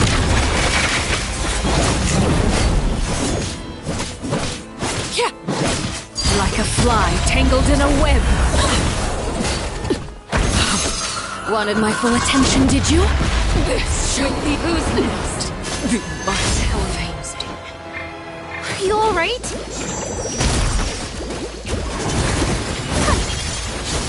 Oh, sister. Who's next?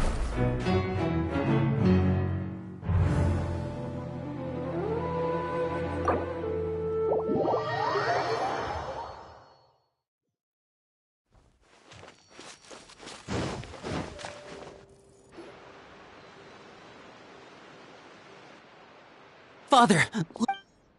Out of my way. Father! You chose to conceal a threat to the house. And for that. Overall, how... By traitor? Father, let me explain. We didn't... Faults. Yes, Father. Secret midnight meeting. Nantoy clear. Sato added. Filial was the worst of them all. I did not... You're... It's not like we're birds. You little... You just want me gone, don't you? What did I ever do to you? And you, Sheplo. You're wrong, Filial. We don't want you to Liar. We all live in a single betrayal can come. That's why the House of the Hearth cannot... You've been... Filial, I owe you both my life. If this were any... Why? That's enough, Filial. I'm sorry, Sheplo. Sheplo, according to the rules of... All those who betray the house... And so it shall be.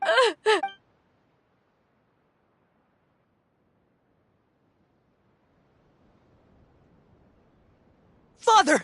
Please, wait! Something you want to... Please, we all come from... But the truth is... None of us know what a real home should... I'm not saying I have all... So please, Father... I agree with Linny. Father, please. Linny... I also agree with Lin... An order once given... However... Our weapon? Father, are you referring to it? Precisely. However, resolving disputes with a duel is also one of our rules, one that also applies to me. Demonstrate a Impossible.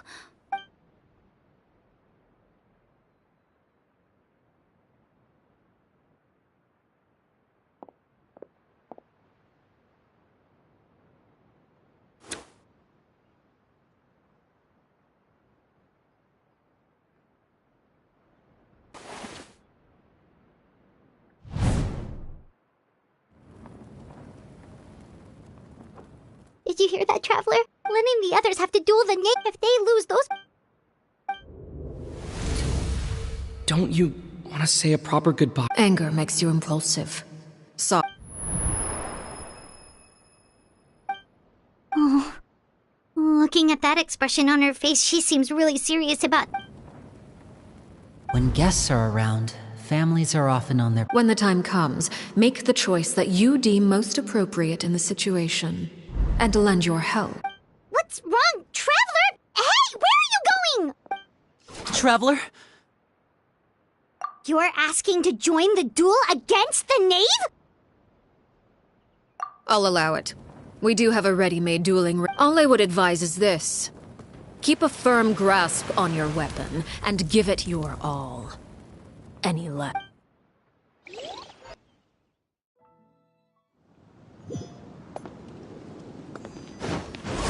This way! Humiliation! Who's next? How amusing.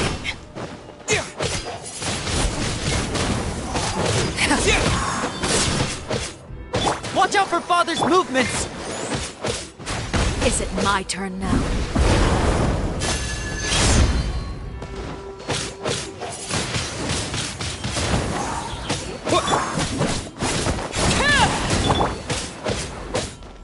Is it my turn now?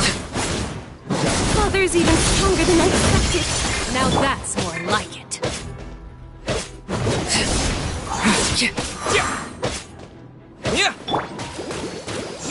Is it my turn now?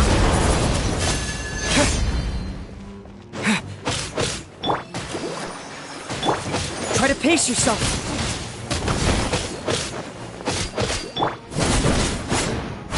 With the fall of darkness, destruction shall rise. Spare your energy. Running is of little use.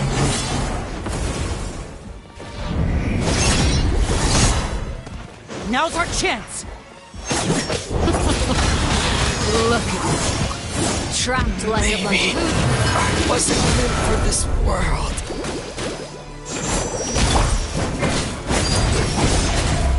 How amusing. The hearth! Who's next? Over here!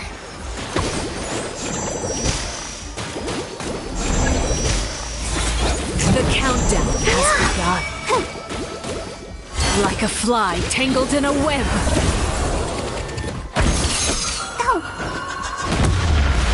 Has everyone Who's next? stopped?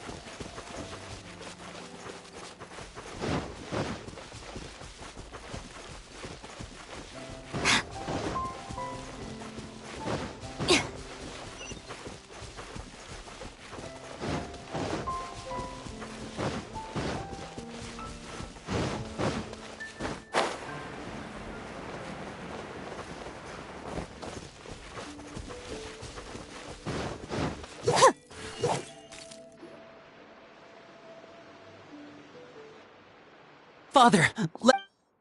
Out of my way. Father! You chose to conceal a threat to the house. And for that, you must overall how By trade. Father, let me explain. We didn't. Fultz. Yes, Father. Secret midnight meeting. Nantoi clear. Sato at Filial was the worst of them all. I did not! You're... It's not like I'm the... We're birds! You little... You just want me gone, don't you? What did I ever do to you, huh? And you, Sheplo? You're wrong, Filial. We don't want you to die. Liar. We all live in that. A single betrayal can cause... That's why the House of the Hearth cannot... You've been spying. Filial, I owe you both my life. If this were any... Why? That's enough, Filial. I'm sorry, Sheplo.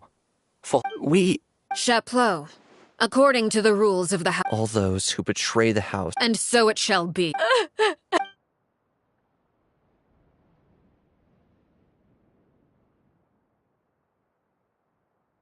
Father, please wait! Something you want to... Please, we all come from but the truth is... None of us know what a real home I'm not saying I have all... So please, Father... I agree with Linny. Father, please. Linny. I also agree with Linny. An order once... However... Our weapon? Father, are you referring to it? Precisely. The rules, however... Resolving disputes with a duel is also one of our rules, one that also applies to me. Demonstrate a sufficient... Impossible.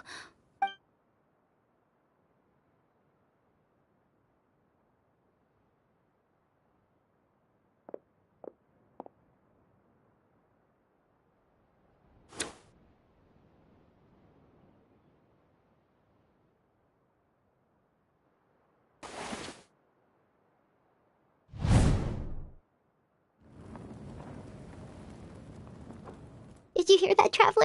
Lynn and the others have to duel the Nate. If they lose those... Don't you want to say a proper goodbye? Anger makes you impulsive. So... Oh. Looking at that expression on her face, she seems really serious about this. When guests are around, families are often on their best. When the time comes, make the choice that you deem most appropriate in the situation. And lend your help. What's wrong, Traveler? Hey, where are you going? Traveler? You're asking to join the duel against the knave? I'll allow it. We do have a ready-made dueling ring. All I would advise is this. Keep a firm grasp on your weapon, and give it your all. Any less.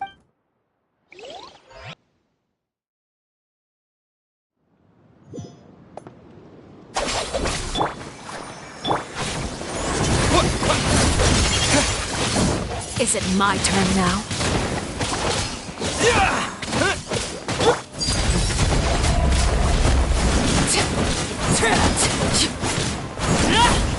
Now's our chance! How amusing.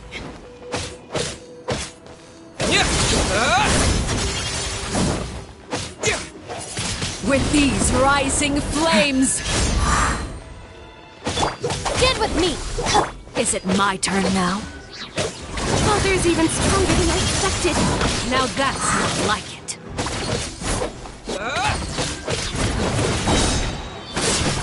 With the wind! Is it my turn now?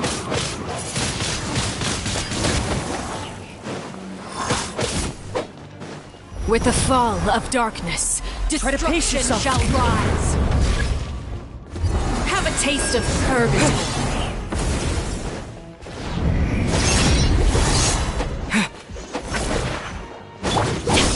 Again.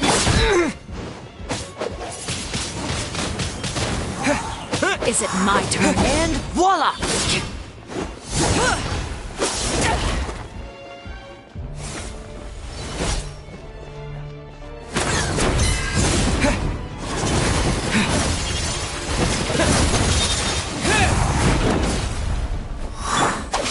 No! Hang in there!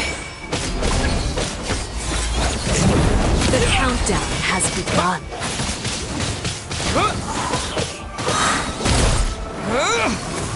Not bad.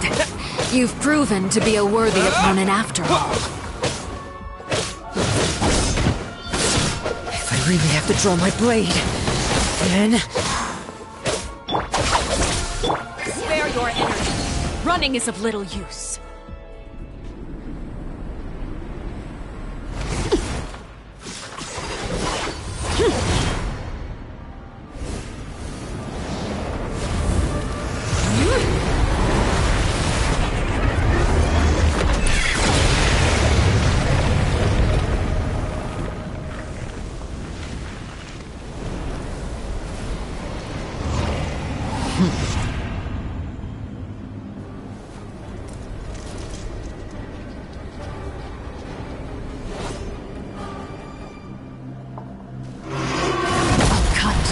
Seared away. My blade is all that remains. Blade! What? Sorry for the trust. Now's our chance! Over here!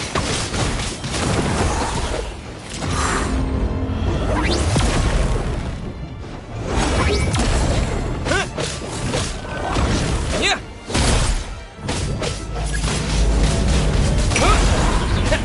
Let's see how strong your resolve. Watch out for Father's movement! Look out! With the wind! Come on! We can do The it! sun and moon have set. Only ruin remains. This is not Who's next? the end. Now's our chance! Over here! Sundown is only the beginning.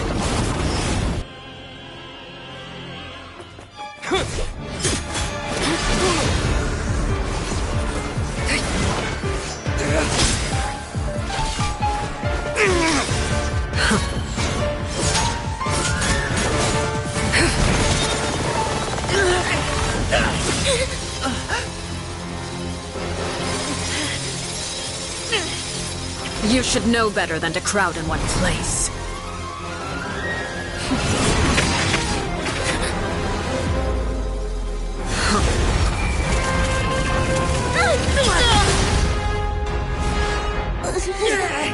Oh, I know. No! I'm sorry, Father!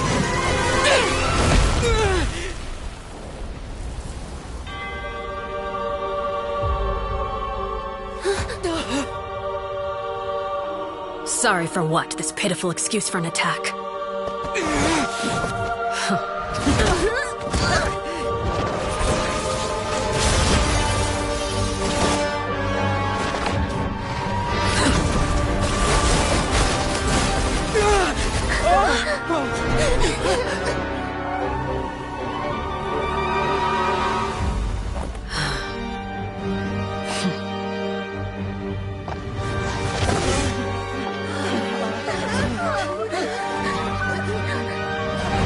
Father, no!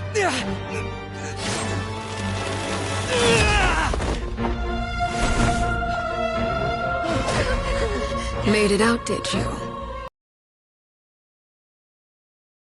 Dead.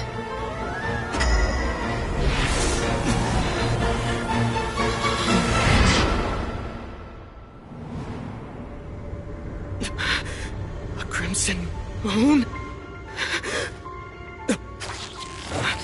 I can't move.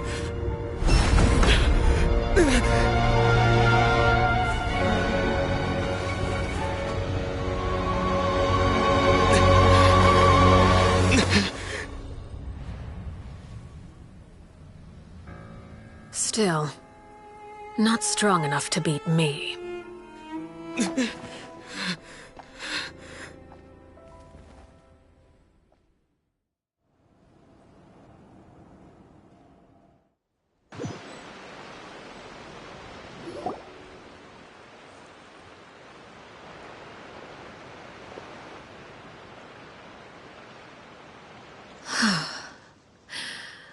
I believe we can end things here. It's not often that we get to enjoy the company of guests, after all. We wouldn't want things to get too out of hand.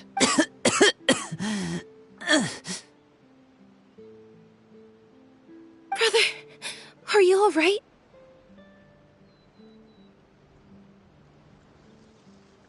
Lenny. Given that I am the victor of this duel, as agreed, the punishment stands. No! I never thought things would end like this. However, everyone involved in the duel demonstrated a remarkable level of strength and determination. In light of this, I'm prepared to change the method of execution. Elwar, the bottled flames I gave you for safekeeping. Do you still have them? Yes? I wasn't sure what they were for, but I've kept them super safe. I didn't lose a single one. Wonderful. Then, in just a moment, I'll have you administer them. Bottled flames? Indeed. They're the product of a secret experiment. Under certain special circumstances, flames can be extracted from my person and preserved. Once ingested, searing pain will spread across every inch of your body. No harm will come to you physically, but your memories will be burned away. If you can withstand the pain, when you awake, you'll have forgotten everything you know about the House of the Hearth, and will be expelled from the organization. In other words, administering this concoction will kill the version of you that grew up in the house, and give you a new identity.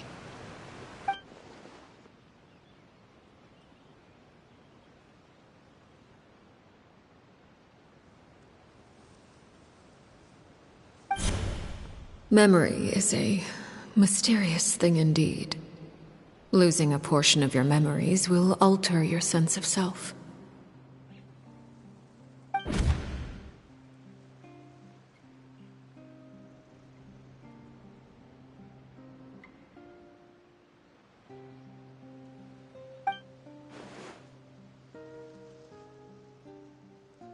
So, you're just letting us go, Father? You misunderstand. Memories are extremely important. Once consumed by flame, the version of you standing before me will die, and our secrets will die with you. So no, I don't intend to just let you go, because the person who survives will be nothing but a stranger. Even so, I won't have to live in fear anymore. I'm sorry, Father. I'm sorry I let you down. But I really... Don't cry, Filial. You haven't left the house yet, so there are still rules to be followed, yes. Remember what I taught you. Anger makes you impulsive, sorrow causes you to waver. Don't let yourself be controlled by your emotions. Of course. I'll remember. Dry your tears, and go pursue the life you really want. Yes, Father. Chaplot, Foltz, Elwar. Take them back to Poisson. And bring Linny and the others as well. I prepared 3 extra vials of bottled flames. As for whether to take them... Children, the next time we meet, I will no longer be your father. Thank you for all you've done for the house. I hope you have bright futures ahead of you.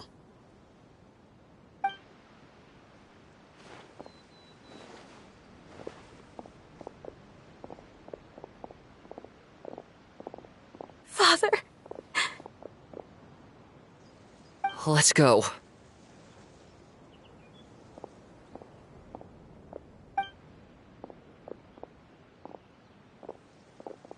Here, grab my arm, Lenny.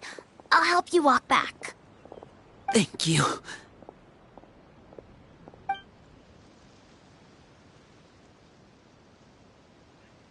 Clairvy.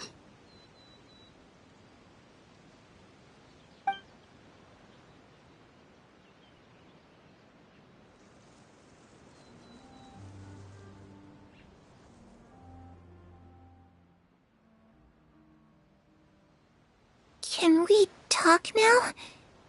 I've been waiting for a super long time. You really are Perry, aren't you?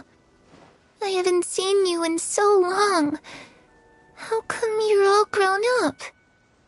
Wait, did I somehow travel to the future on accident? Or am I dreaming? What a long dream. Neither. You died, Clairvy.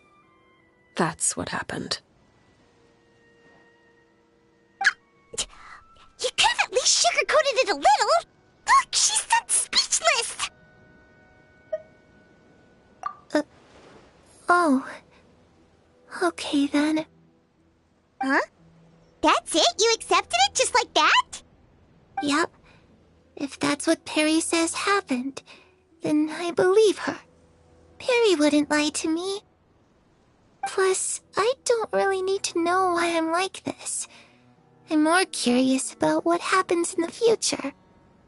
If you're a harbinger now, Perry, that means Mother is gone, isn't she? Can you tell me about it? I want to know what happened to her. And to me. You never stopped trying to defy fate. At first, no one believed you. You could only vent your frustrations to the moon. In fact, you often sought comfort in the night sky. You wanted to see the aurora, so one night we promised each other we would go to Snezhnaya to see it together. Later on, you tried to run away, but you were brought back each time. Mother spared your life, but it wasn't out of kindness. Instead, she decided to make an example of you by slowly torturing you over time. That way, the other children would know what happens to traitors. Still, you never gave up. Mother hoped that through ruthless duel after ruthless duel, she would be able to crown an ultimate victor among the children she raised. But you called on everyone to unite, to fight to a draw in order to reduce casualties. Your efforts may have only delayed the inevitable, but still. You gave them hope. You tried everything you could think of, but every attempt ended in failure. Still, you never turned your sword on Crucibina, and you never turned it on me. On that gloomy day, you told me, "For the last 16 years of my life, I've done everything I can to fight for freedom. But now, I realize that the only freedom I truly possess is the freedom to choose to die." I never imagined I would say something like that. I must have been feeling really worn down. But somehow, I still think I understand. According to Mother's plan, only one of us was going to make it until the end. And I always hoped that person would be you. If I could do it all over again, I still don't think I would make a different choice. Even when I first met you, I knew you'd be able to do what I couldn't. Is that so? Even now, I'm not sure I truly understand what kind of freedom you were trying to pursue. But as the head of the House of the Hearth and as the children's father, I've tried to give them the most basic of freedoms. The freedom to choose their own fate. It's something I discussed with the Eudex of Fontaine. The children who want to leave the house will have their memories wiped clean of all secrets pertaining to the organization. In return, they will be allowed to live a normal life in Fontaine without being prosecuted for their past. Of course, I won't simply hand freedom to them on a silver platter. They have to fight for it and prove themselves worthy of it. Only freedom that is earned has true value.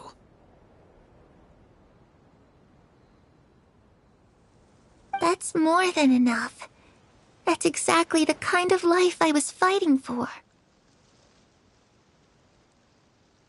You know, Perry, I think you're a pretty amazing king, and a really great father, too. I'm really happy that you're the one who took over the house. I guess I do have one regret, though. I still haven't seen the outside world. Well, it just so happens that our dear guests over here have been to many nations and traveled to countless places. Perhaps they would be willing to tell you what the outside world is like. Really? Of course! We've traveled all over the place. We've got so many stories, we could probably talk your ears off for 3 days straight.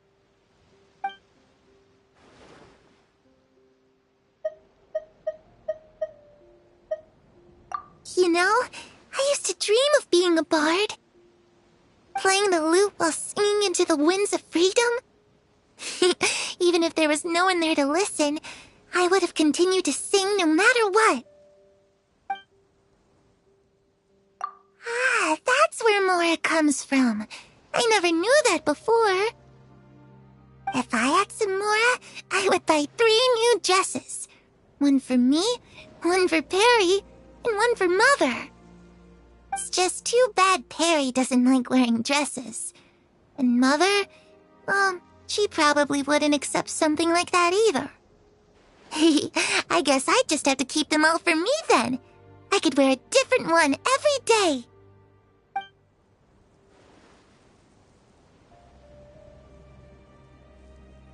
Those yokai you mentioned, what do they look like?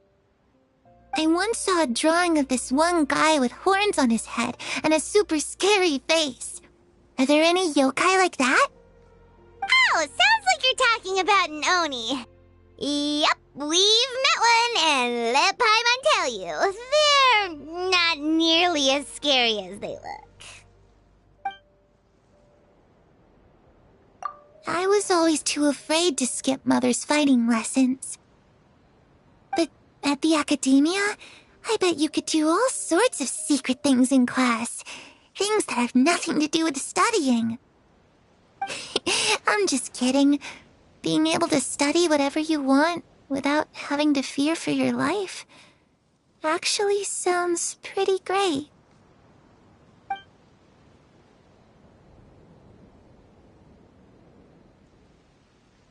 The situation was super dangerous. Lenny and Lynette were accused of committing a crime, and they were going to have to stand trial at the Opera Epicles. Oh no, that must have been hard for all of you. What happened next? Don't worry, we were able to turn the situation around super quickly, all thanks to Detective Paimon, of course. How'd you do that? Come on, tell me. Okay, so it was like this. After the failed magic show, we rushed to the scene and...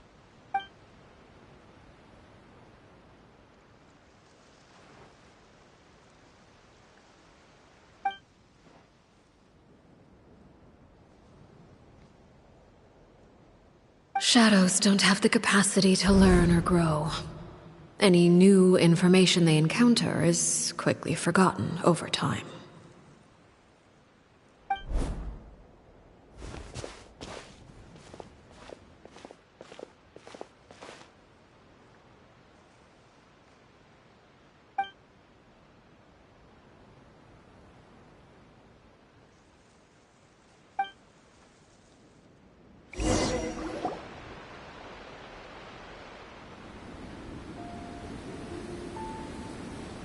Clairvy, you've worked tirelessly from the shadows to overthrow the House of the Hearth. Now, by my authority as the Knave, I shall announce how this matter ends. You are hereby expelled from the House of the Hearth. You are no longer tied to this place, nor are you bound by its rules. You're saying that I can finally leave? I get to experience the outside world as well? Oh, I almost forgot. There's no getting older for me. Still, seeing who you grew up to be makes me really happy, Parallare. Take care of yourself. Goodbye. May we meet again someday.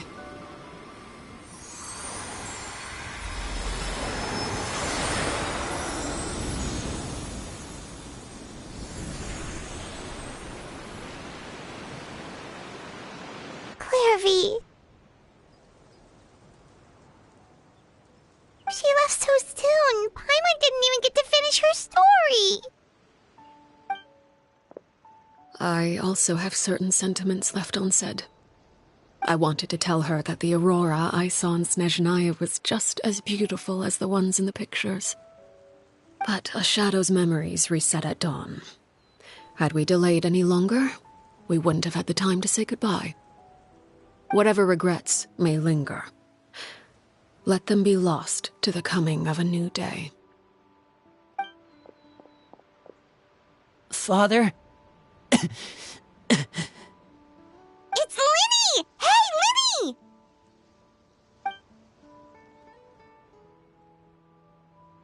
What is he doing back here? Let's go check it out.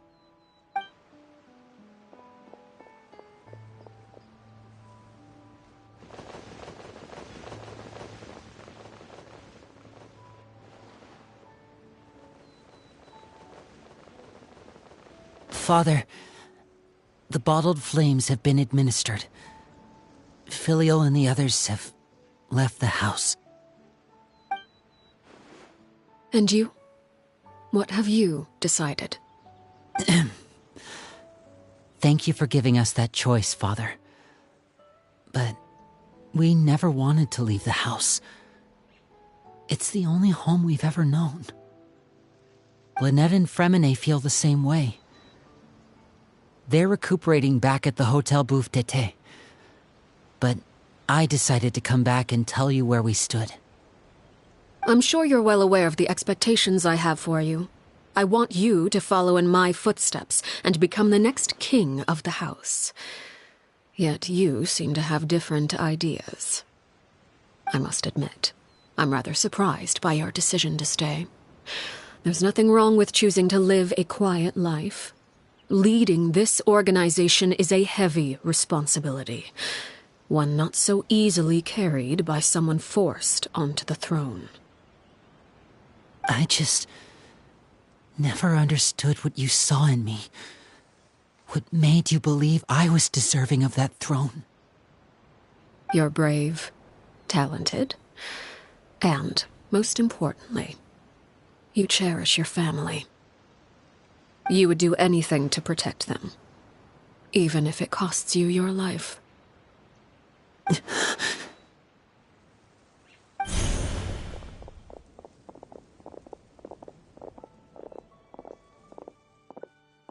Speaking up back there was so brave of you, Lyney.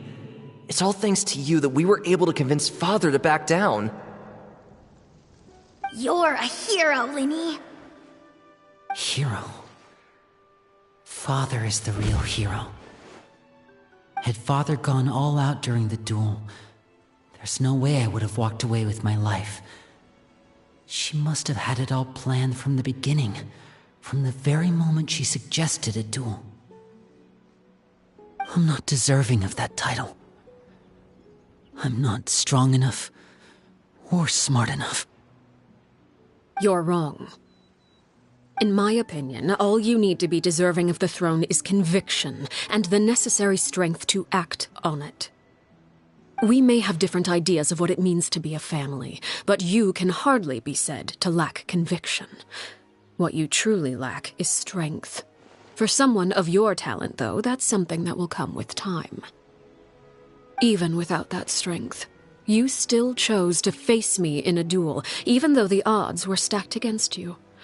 That capacity to honor your convictions is what I truly see in you. Father. No one knows what the future holds, what tragedy or triumph may be in store.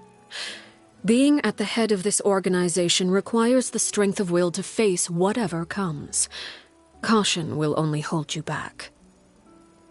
If reaching a certain standard were required to go after what you want, I would never have succeeded in killing my predecessor.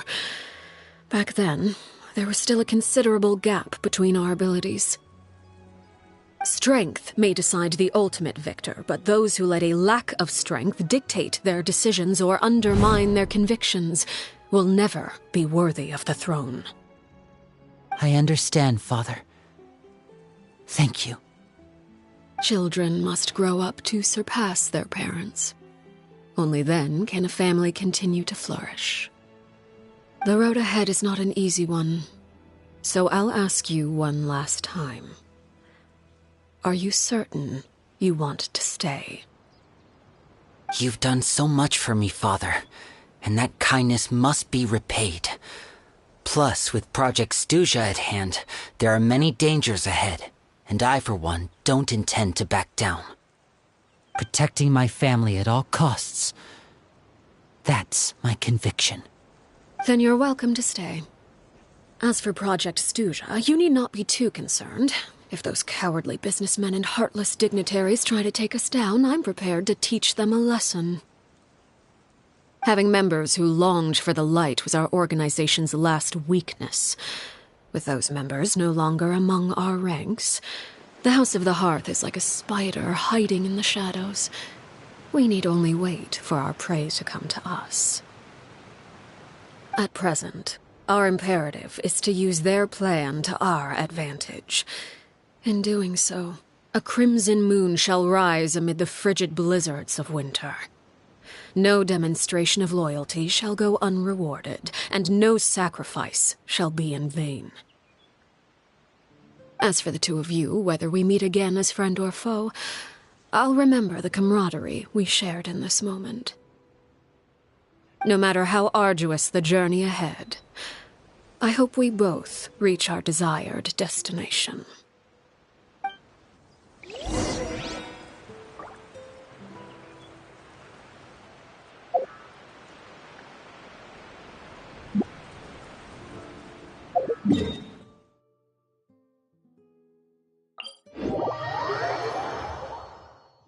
Go, Barbara, go!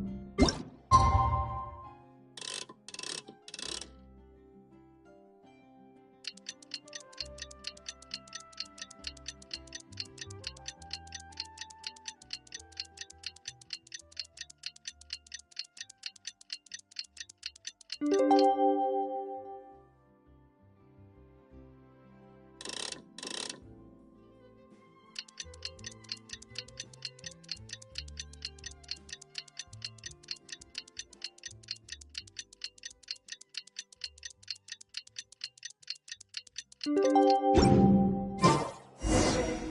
Linny say that Lynette and Fremine were recovering at the Hotel Bouffe d'été? Oh, Paimon wonders how they're doing. Maybe we should go check on them.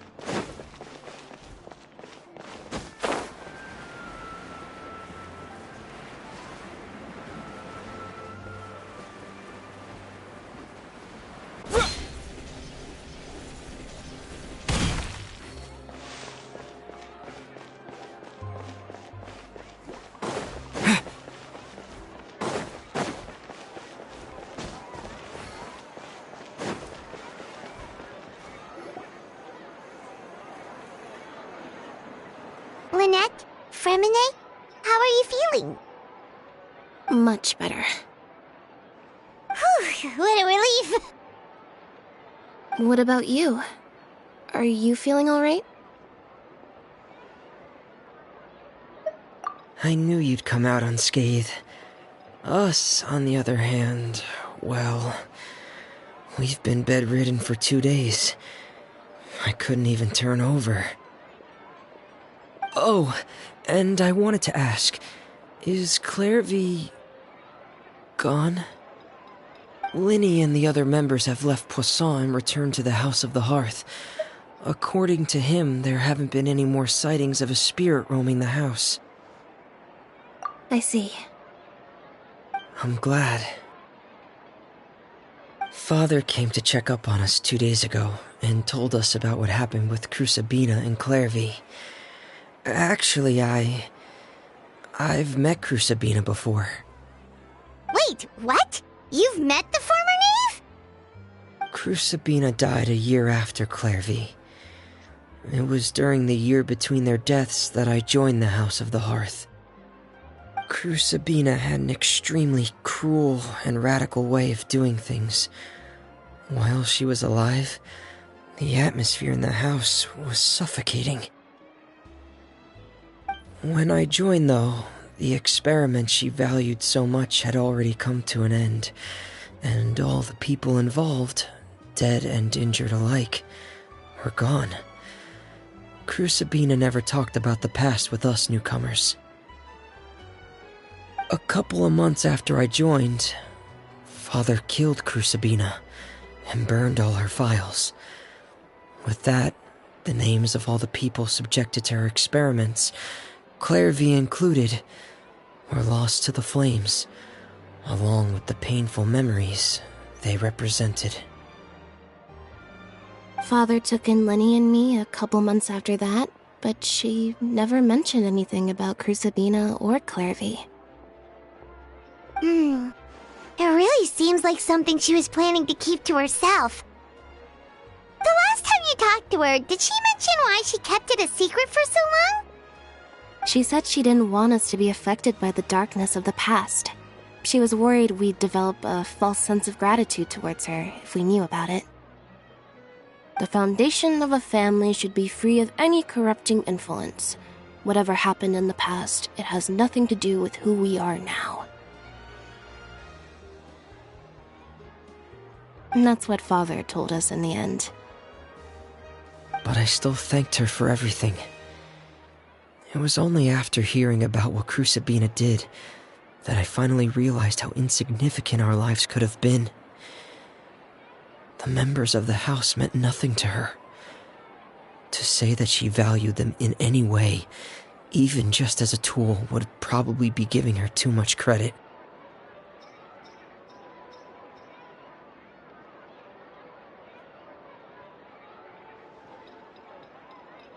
If Father hadn't taken over the House of the Hearth, I probably would have already... Father rarely brings up the fact that she saved us. She doesn't believe that being indebted to her should be what ties us together. But even if we didn't owe her anything, we would still choose to stay. Because this is our home. We may have arguments or times when we feel wronged. Some people may even choose to leave. But as long as Father is here, we will always have a home. Whether the path before us is bathed in sunlight or shrouded in shadow, we'll follow Father wherever she chooses to go. So I wanted to say thank you for helping us make it through this crisis. Without your help, we could have lost a lot more along the way. Oh, we didn't do anything, really. Of course. You're welcome anytime. Are Filial and Nantoy okay? I actually saw them at a cafe this morning. They didn't recognize me. From what I could tell, they were drinking coffee and talking about one of the operas that started running recently. They seemed happy. If I had to take a guess, I would say they finally found the kind of life they always wished for.